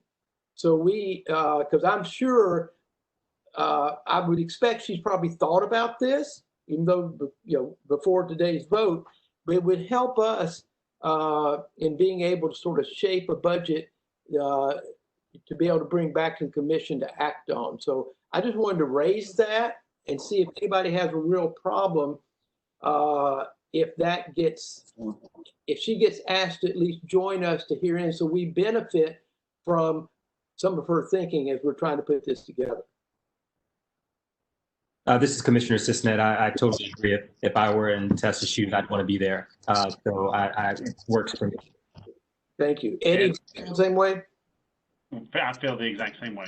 Thank you. Chris, I saw you were going to say something, so please.